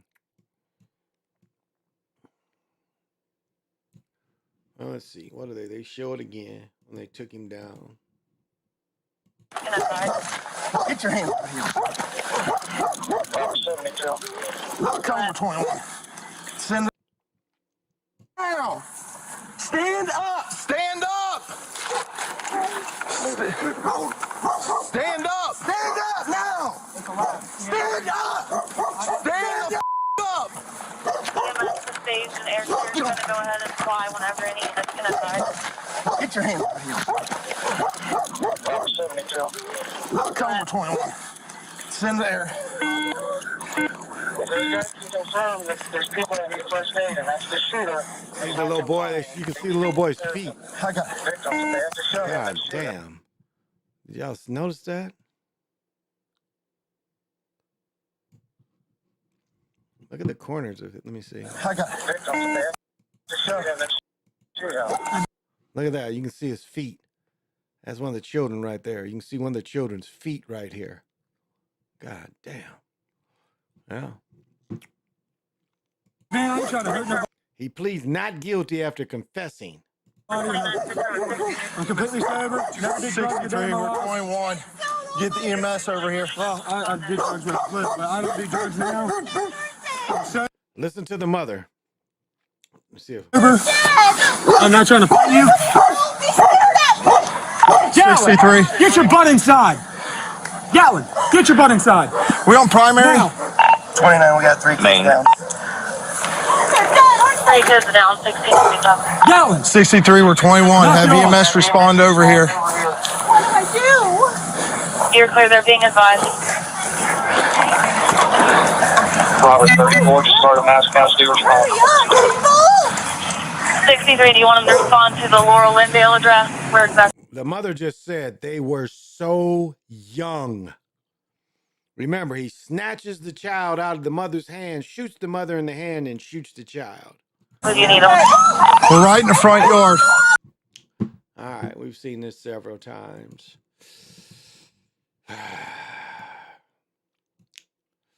But yeah, let's see what they show him. That's the one thing I wanted to see if they got any to him. What does he say? Hurt you. I ain't gonna hurt nobody. You got anything? We're right in the front yard. You took my life from me! My life! What are you doing, man? Okay, yeah, the other one didn't show that. They cut that out. What are you doing? Hey, are you copying all this? Can I roll over? I ain't gonna hurt you. I ain't gonna. You can't hurt anyone at this point. But again, he's trying to have some type of control. I broke this down before. I ain't gonna hurt no. But he already hurt people. But he's not going to hurt anyone else except hurting the wife. Look at the look there. He's looking satisfied that he hurt that woman by killing her children with him. Remember, he let go the daughter that wasn't his. And isn't this ironic? They put all this love around the house, but look at him. That's that look. He's looking at the wife as, I've hurt you. I've snatched your soul. That's what he's thinking right here. I snatched your soul from you because you were going to leave me or whatever. Nobody. You got anything on you? See, he's not irrational or nothing. He's very rational, very,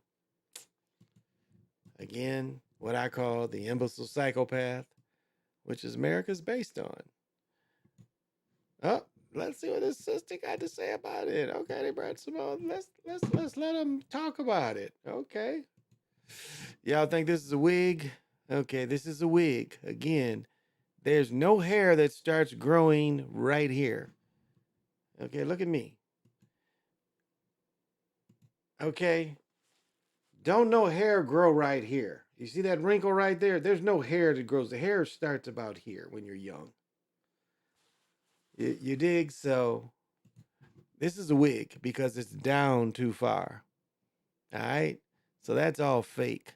This is his hair, and you can see where they blended it in, but all that's fake, salt and pepper. The dress isn't bad. The dress isn't bad. Let's let them chop it, though. Prosecutors Marie Pedetta, Franz Borghardt. Marie, I'll start with you. Let's start with the video.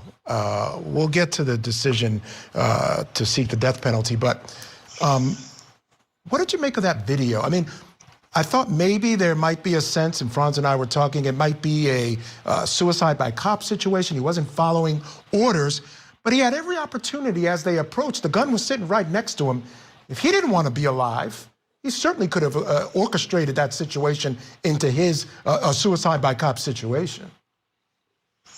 I really want to believe that this man is mentally ill for committing this filicide. You know, it's so sad. We educate our children against stranger danger, not against their father executing them. And for me, it seems like this was all about spousal revenge. He's not acutely ill. There's no psychosis, at least so far we don't see it. He's calm. He's telling them, you know, about the dog.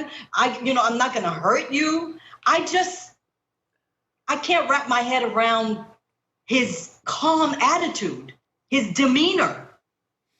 And this, to me, like I said, seems like spousal revenge against his wife. You hear her saying, he took my whole life from me in the screaming. Yeah, and he shot just the boys, Franz. There is a girl, a stepdaughter. I guess the boys are his progeny, his children. He only shot them. He ended up shooting the mother only because she was trying to protect her child. So that's odd. But they've made the decision clearly to choose a death penalty. Not a surprise. I would say not a surprise at all. You have all the right ingredients, all the right aggravating circumstances, the multiple victims, the nature of the killing.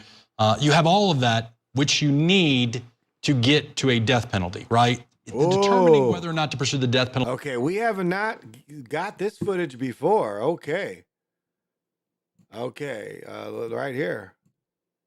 Not this. A little further down. Yeah, there's another child. He shot his oldest is right here. He shot his oldest child running away. They thought he brought him back. No, he didn't. He didn't bring him back. He shot his oldest child. His oldest child got this far. Now, remember, when the cops come in, they come in over in here, and they see this child. This is the first child they see. So I haven't seen this footage right here. You have all of that, which you need. But again, that's the oldest child right here. He ran away, and he shot him in the back with that .22 rifle. He killed them all with a .22. To get to a death penalty, right? Determining whether or not to pursue the death penalty or not as a prosecutor is oftentimes a difficult thing, except in cases like this. In cases like this, it seems very straightforward and very easy. Everything else, all the other charges, that's garnish, right? What we care about, the papaya of the situation is, what we want to sink our teeth into is the capital case. That's going to be possibly a death penalty. Everything else is just kind of lagniappe, extra. Yeah, and saying it, I think, just gives the public some sense of, we're taking this seriously, moving forward with this thing. It's just important just to say the words.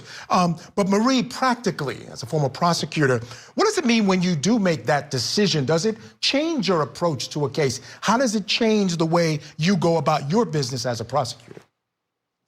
I don't think it changes the way, but you do have to focus on the aggravating factors. And they're all here. This is heinous. He was in a position. Wow.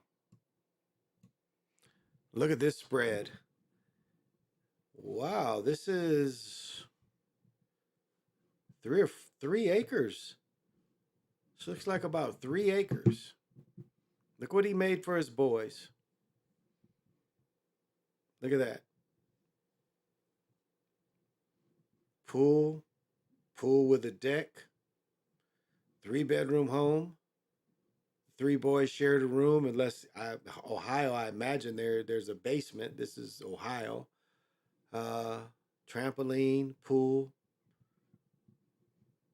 The land goes all the way to here to these. Yeah, this is maybe even 4 acres. So these are working class people. Again, both vehicles are fairly new. I think it was a Durango. Maybe this is more of a truck. So what is there? This is a Ram, and this is a Durango, I think. So these people weren't doing bad, but she's probably gonna leave him. Factors, and they're all here. This is heinous. He was in a position of trust. Those kids, that was their whole daddy. They were vulnerable. They were helpless. It was unprovoked. All the aggravating factors are there. So you're going to want to methodically go through all of them, because at the end of the day, you have to get 8 people at the end to agree with your point of view when it comes to sentencing. So you approach it that way, proving every aggravating circumstance and down talking any mitigators through testimony. Wow. Again, I think it's 8, 6, and 2. 8, 6, and 2. Wow. Wow. You are so, you could tell he had a Napoleon complex, but he snatched her soul by killing her babies. That you intend to present for your case. And Franz, for the defense, it all becomes all about keeping your client alive. I absolutely agree. This is not a whodunit. This is not a guilt case. This will be already some indigent defenders representing this guy or entity, and they are working on mitigation as we speak. I'm telling you, that's happening behind the scenes right now, and it's all about rescue diving, saving this guy. Saving this guy. This guy will get killed in prison if he doesn't get fried. If he doesn't get fried by the state of Ohio, he will be killed like they did Jeffrey Dahmer. They set Jeffrey Dahmer to make sure he got killed in prison. So,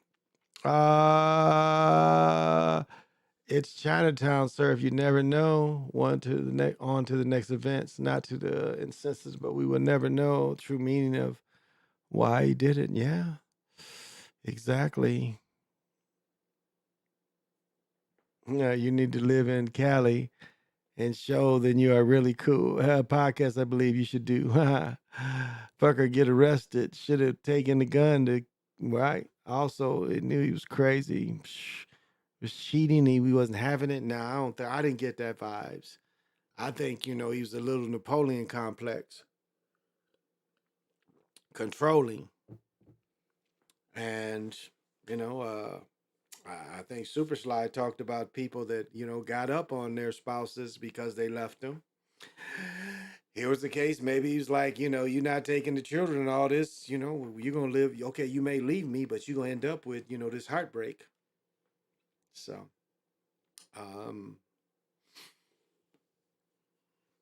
I think Rick James said it best. Sucker for love.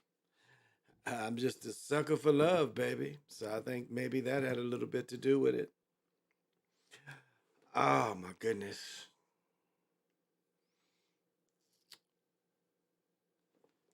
So I don't know. that's some European people shit. Yeah, that's definitely some European people stuff. Because on the outside looking in, they seem to have the American dream. He had some kind of job. She probably had some kind of job. She brought a child into the relationship. And you notice, and that's the thing, is he didn't think killing her would hurt her. He only thought killing his boys would hurt her. That's the way he looked at it. That killing the daughter wouldn't hurt her. Only killing those boys. Again, he shot her. He ripped the boy. He shot her and ripped the boy out his arm and then shot the boy point blank. Do you know how that? And this is what like think of how many times he played it over and over in his mind to the day he finally did it. How he wanted to do it. How he wanted all the group together. Is to do I do it today? No, I didn't do it today. Because, you know, when you think of doing some shit, you know, you go over it, you practice it, visualize. So that's why visualizing ain't always positive, because crazy motherfuckers can visualize too. And then one day he's like, okay, I don't care what happens to me after this. I'm fucking her up. And I'm fucking her up by not touching her. I am fucking her up and I'm not even touching her. Well, he shot her in the hand. But he, you know, she said, you taking my life. Not you, you know, her daughter's alive. And that's what he wanted. He wanted to take her life in a mental way. He wanted to kill her mentally. Because that's what he figured. He's like, okay, the way you about to try to hurt me, I'm going to mentally kill you. And that's what he did. And this goes back to, you know, you meet a motherfucker and you start seeing stuff. She was probably seeing stuff when they dated. But she looked at potential. She looked at potential. And I mean, it seemed like it was a 4-year gap between their last youngest son and their youngest son. So that 4-year gap, she was probably seeing shit. And then you get the courage when, you know, you have a 2-year-old. You get the courage to finally tell him, you know, I'm making moves to get away from your ass because you crazy. And sometimes women, you just got to do it and don't tell them. And some people, you know, like that power of telling them and making them feel a little something, not knowing how murderous they could be. But again, an imbecile psychopath. Yeah. So you never know, y'all. You never know. Oh, shoot.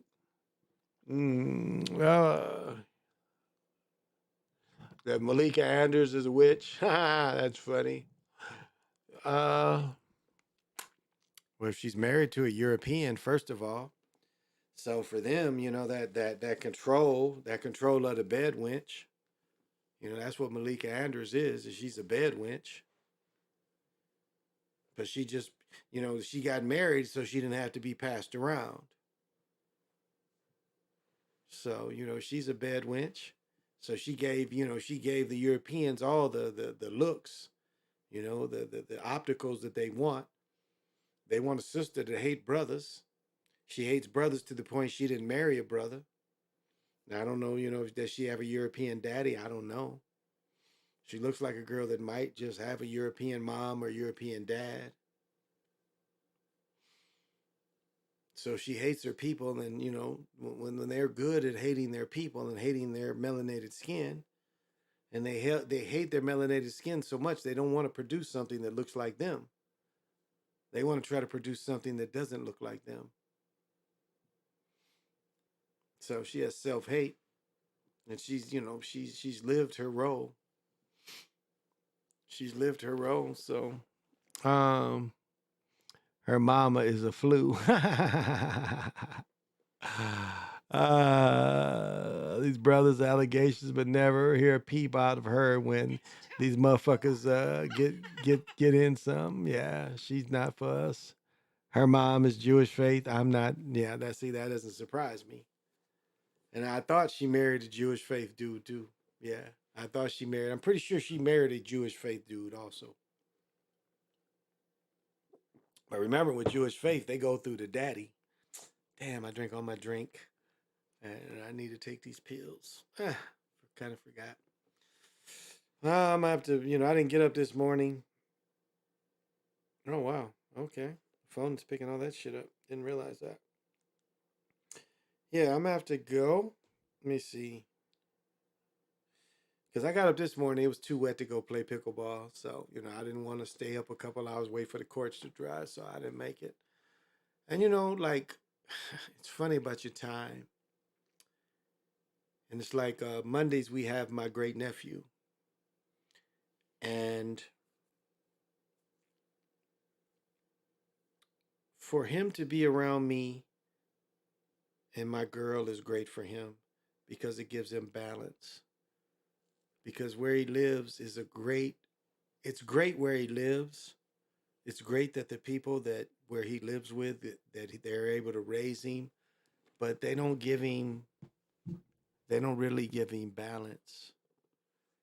And a child needs balance. And so we get to spend Mondays with him. And then, during basketball season, he was going Mondays and Fridays with us all year.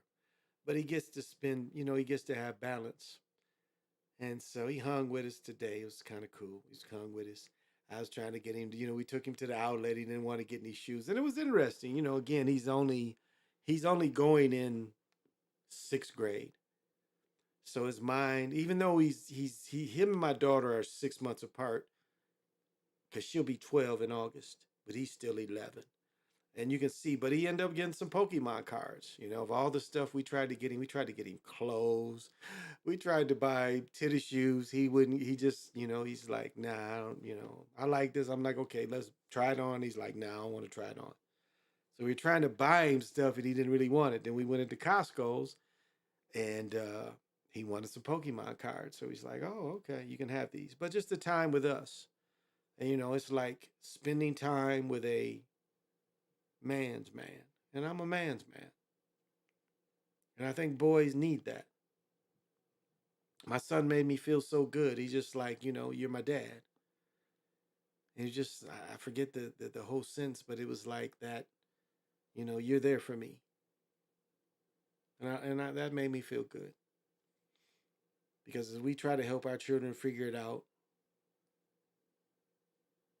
and we try to help our families and friends figure it out too. I only give advice to the ones who want advice. But I don't take cuts from ones that's close to me either. I don't take those cuts.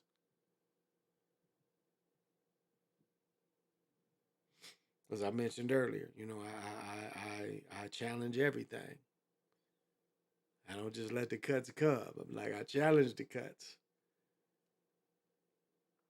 Oh, but let me show you, people like, I love gear. I love gear. I got these for freaking 20 fucking bucks. And this is the Negro League Chicago Americans. I've got the topped and match. I'm not a big fan of the shit in the front of shorts, but fuck it, they're $20. And this shit is like really well made. I mean, the quality of this Negro League reproduction stuff is like, look at these. This is a zip pocket. I mean, this is heavy stuff for 20 bucks. So this is stiff. And I got the top. Yeah. And the hat, I had to get the hat. The hat is stiff. You know that. It was funny. I was looking for this hat because I didn't want to have to go way back out west to go get it to Ridgedale. So I went to my local outlet and I went in the first small lids because the outlet has 2 lids. They have the big lids and they have a small one. So I went in the small one and just saw the snapbacks because I saw this one because they got this one and they got it all blacked out here. And it was like I looked in this store, I saw had them and I just saw.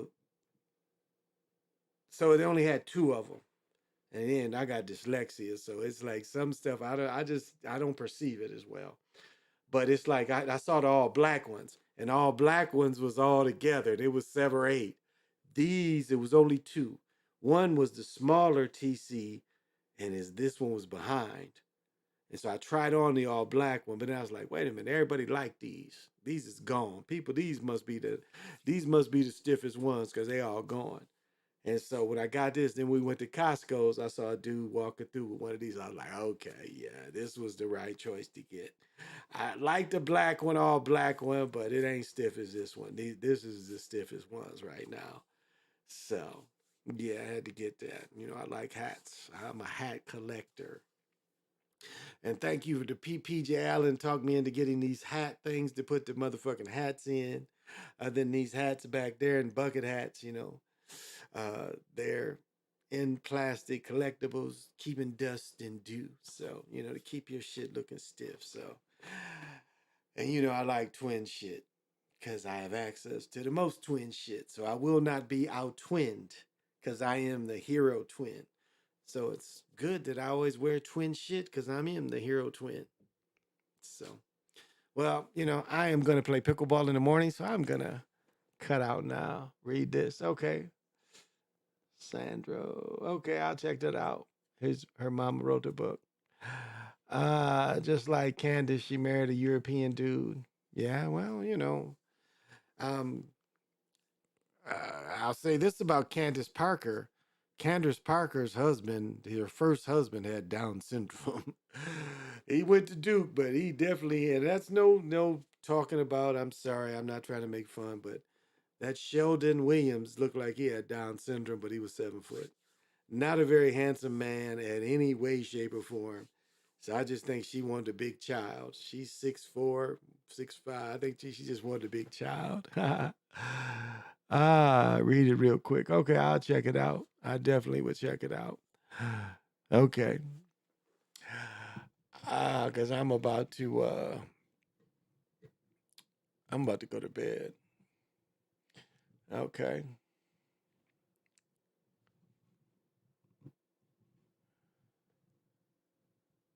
Thank you. Let's see. Being a mixed racial child and not looking like your mom can be tough. This children book emphasizes how a child can look different from their parents and still match many important ways. I was picking up my oldest daughter from preschool when I read a list posted in the classroom that asked, "What do you think is beautiful?" Maya's answer was, "I think my mommy is beautiful." Later, I thanked her for the compliment. She asked if our skin color would match when she grew up. When she realized that we would never match, she was devastated. The story tells how response to her reaction transformed a difficult moment to one of beauty. That is nice. I must admit, that is nice. That is nice. Thank you for sharing. It makes me think of what was the chick on Young and the Restless? Yeah, there was an actress on Young and the Restless, and her daughter looked European when she came out, and they was like, when her daughter, I think we have children around now. Her daughter and my oldest is probably around the same age, and they was trying to take her daughter from talking about, we don't think this is the right baby because the baby looked more European. As I've said before, my youngest is, legally my son in every way. My name is on his birth certificate. Biologically, he's not my son. But, all the hate we used to get, the looks we used to get when he with all us. And, it like really made me want to fuck people up. Because what did this child do that you got to look at all funky because, he don't quite match everybody? What did that child deserve to be looked at like that? And I used to get in people's face like, what the fuck is wrong with you? What the fuck you looking at? Because I used to be like hyper aggressive and, fuck people in a way. And that shit used to piss me off because what did that child do that you got to look at all us like that? This child is part of a family and with a family and well taken care of. So why do you have to give these hateful looks? Because he with us. And I never understood that. I always thought that was one of the most fucked up things that people, perceiving us could do. Because this child did nothing to none of y'all. This child belongs to me and with me. But when he was little, that's the kind of looks we would get. And I just thought, I would fuck with people. Like, what the fuck you looking at? Really. What did that child do? That child ain't did anything to anybody. But happy to have a family and happy to be able to love people. And be loved. He called my fiance his stepmother. We get married in a few months, but already he loves her. He calls her mother his grandmother. But that's the kind of shit, I had to look at. It's like, why? What did that child do to you that make you put a certain energy out to my family? Regardless of what the fuck you think, what did that child do to you? If that's the only thing you're going to look at. If the child was the same color as everybody else, okay, you wouldn't even notice him. But he's unique, and then you look at the whole thing as like a fucked up way. Some fucked up people, Yeah. Nah, it's just that's what that reminds me of. And it's just people can be really fucked up, No, I have no judgment from you. You brought up something very beautiful, and that's just the whole thing I can relate to. I didn't understand that, because personal and like when we really did shit, it was nothing. But when we was all the family, we'd go to places. It's like we'd go to Country Kitchen to eat, 3-4 times a week just because, everybody enjoyed it. It was something they all could eat. And I just remember, the way that people would look at us. And I was like, why? We're all together as a family. Why should you look at us any kind of way? It's obviously these motherfuckers is following all the grown parents.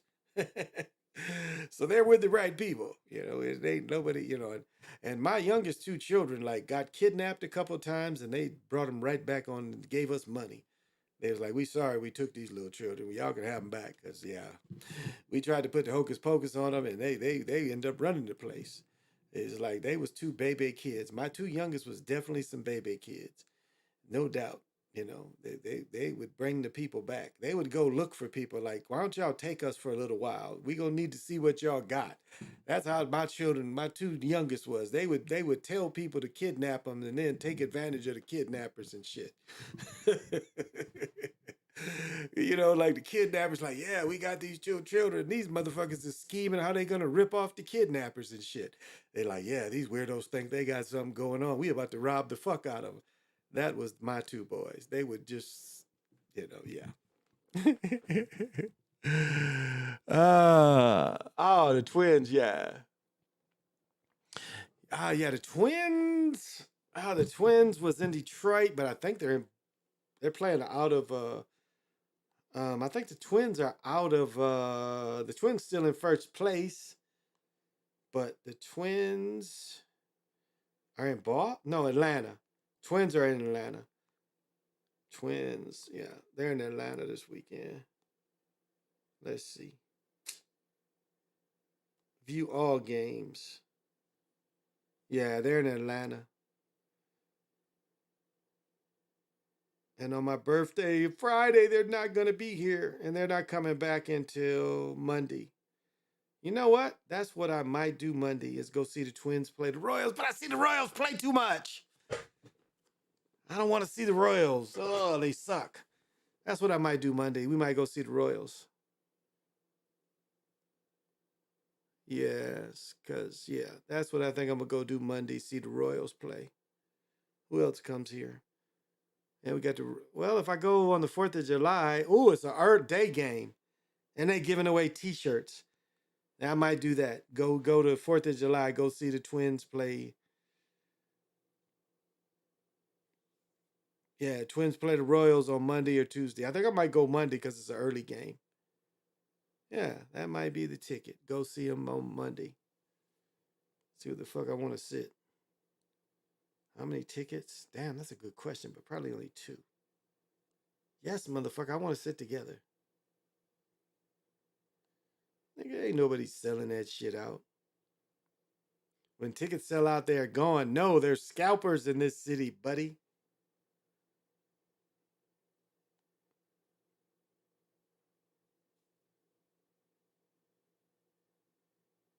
Fuck if I'm gonna... Let me see. Where can I sit? Section B? I don't want to sit way up there.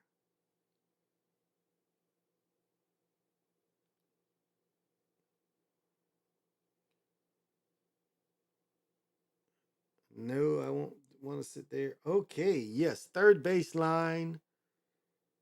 I'm talking about they sold out. This is about 300 tickets right here. Cool. Ooh, we could sit right there behind first base. All right. All right, we can do that. 6 minutes left. Yeah, these tickets going to be there. Tickets going to be there, guys. They're going to be there. Atlanta. Yeah, they're down in Atlanta. Yeah, they played in Atlanta today because I looked to see. The hot tickets is the Saints. That's the hot ticket up here. The Saints almost sell out all their games. So I even think they're not going to be here Friday. So I'm not sure. We're going to, I don't know. We might go to Chicago tomorrow. I don't know. I got to call my people if I'm going to Chicago tomorrow. But I might go to fuck around and just go to Chicago. I don't know. Because I could go see the White Sox or the Cubs play. Matter of fact, I go to Milwaukee. Because I just talked to my cousin a couple of days ago because she got to say the date for my wedding. So I could go, yeah. And if I go all the way to Michigan, I can see the Tigers play, maybe. So I don't know. We're going somewhere tomorrow. But I'm gonna play pickleball. I'm getting up at 7:30. I'll be at pickleball court by 9 to practice my pickleball skills. So yeah, I'm right at 2 hours. That's probably enough. I need to get to bed and get a little sleep tonight. Thank y'all for coming. I appreciate it. Thank you for letting me vent a little bit. I love my people, no doubt. I love my mother very much. I love my children. But it doesn't mean that, we all have qualities and certain things we don't like about our family members. And I guess my thing is, I'm so in tune to what this world offers that everybody don't look at it like I look at it. Everybody doesn't see the importance of things. I just don't feel right now. I feel what's coming. And it's like, I have to tell my family members, just because we practice magic and your powers haven't come in, you can't stop living. Or not even that your powers haven't come in. It's like, just because you have magic can't stop you from living. And that's what happens a lot. It's like people get anxiety from the magic and abilities. And it literally drives some people crazy because they have spiritual abilities. And they don't understand it. And they don't understand that you have to let it play no matter what. That you accept it no matter what. Because that's what accepting magic is. You accept all the magic. Because to truly possess it, to hold it and be able to use it, you got to accept all of it. And just because, it's even like what's fucked up, they don't tell you, like, what's fucked up about foresight is, just because you have foresight, you still got to live. And foresight ain't always good. And foresight doesn't mean it's going to happen exactly how you see the vision. But you can't let foresight paralyze you. Like we just saw in the Flash movie, dude had foresight, so he kept wanting to play it again and again. He had foresight before it even happened. Because yet, if without any foresight, it's not the reverse Flash in it, but that's, who kind of the character is. But because of foresight, he was able to create himself. But yet the foresight blinded him. And so don't let foresight blind you. Don't let foresight make you fearful. Because in the pain also, it's a lot of joy, and it's a lifetime of joy that you can kind of keep. And as I say, they talk about when all the laughter dies in sorrow. Well, you can play that backwards. When all the sorrow dies in laughter. Right? I'm going to say that again. When all the sorrow dies in laughter. We can reverse it.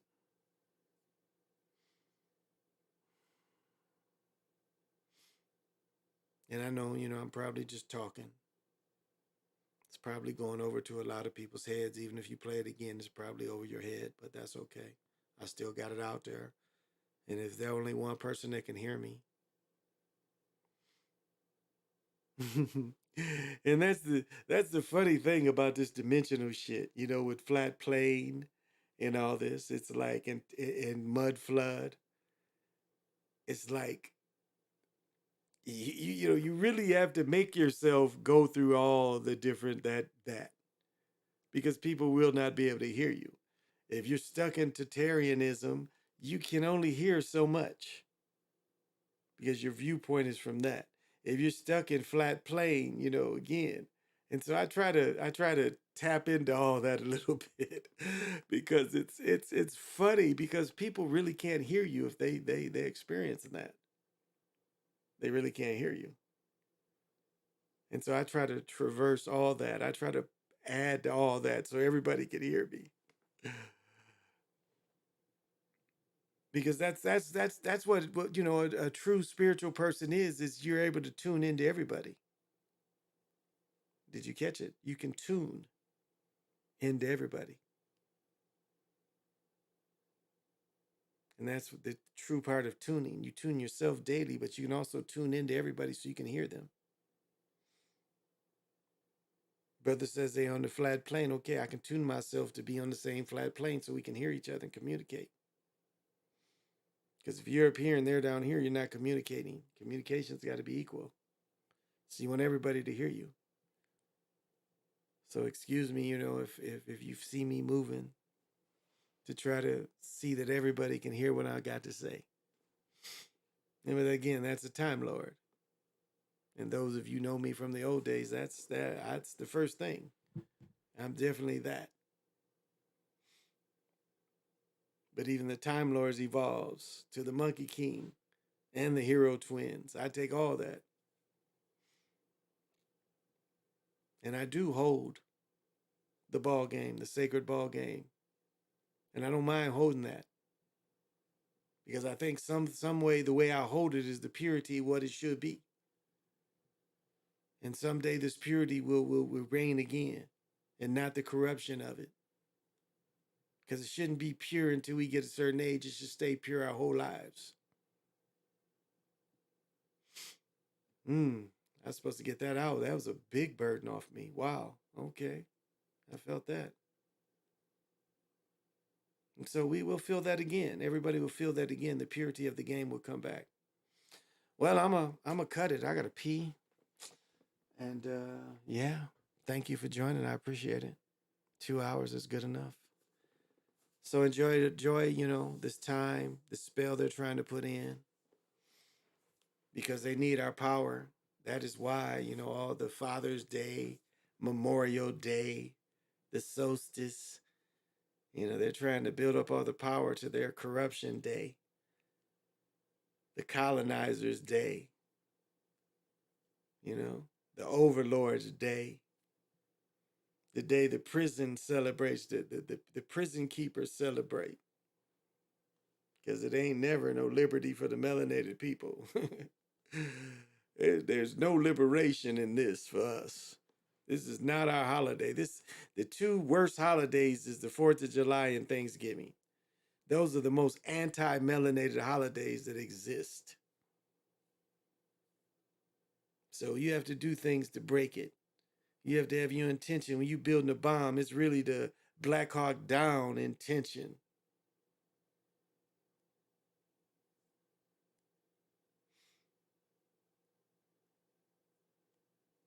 And I'll leave it at that.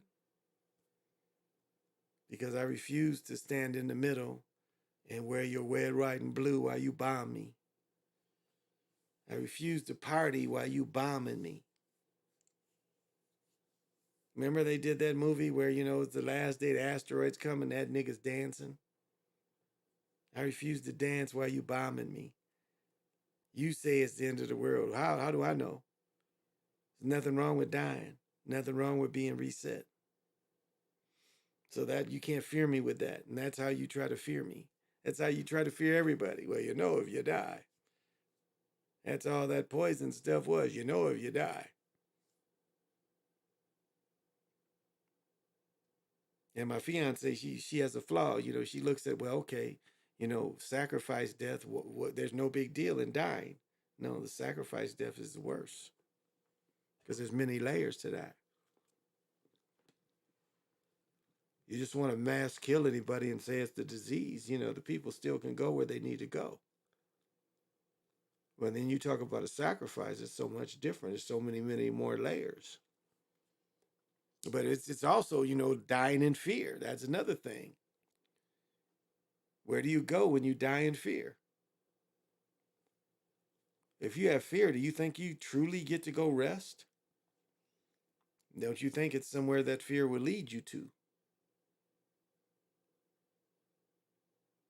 Say that again. If you die in fear, remember, that's why, you know, what I just showed, the death date room, the death rape room.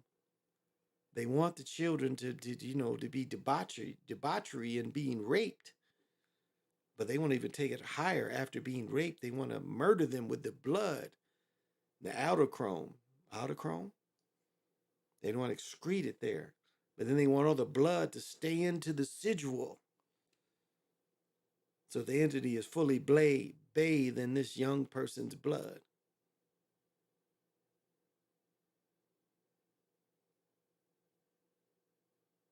And so that's the worst kind of death, especially for innocent, because that's what they want. They want that innocent death, but they want that innocent of raping it and the terror of having that happen.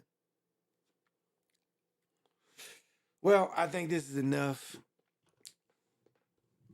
I'm going to go out. Thank everybody for joining me. I appreciate it. And damn, this is really stiff. Yeah, this is the baddest one so far this summer.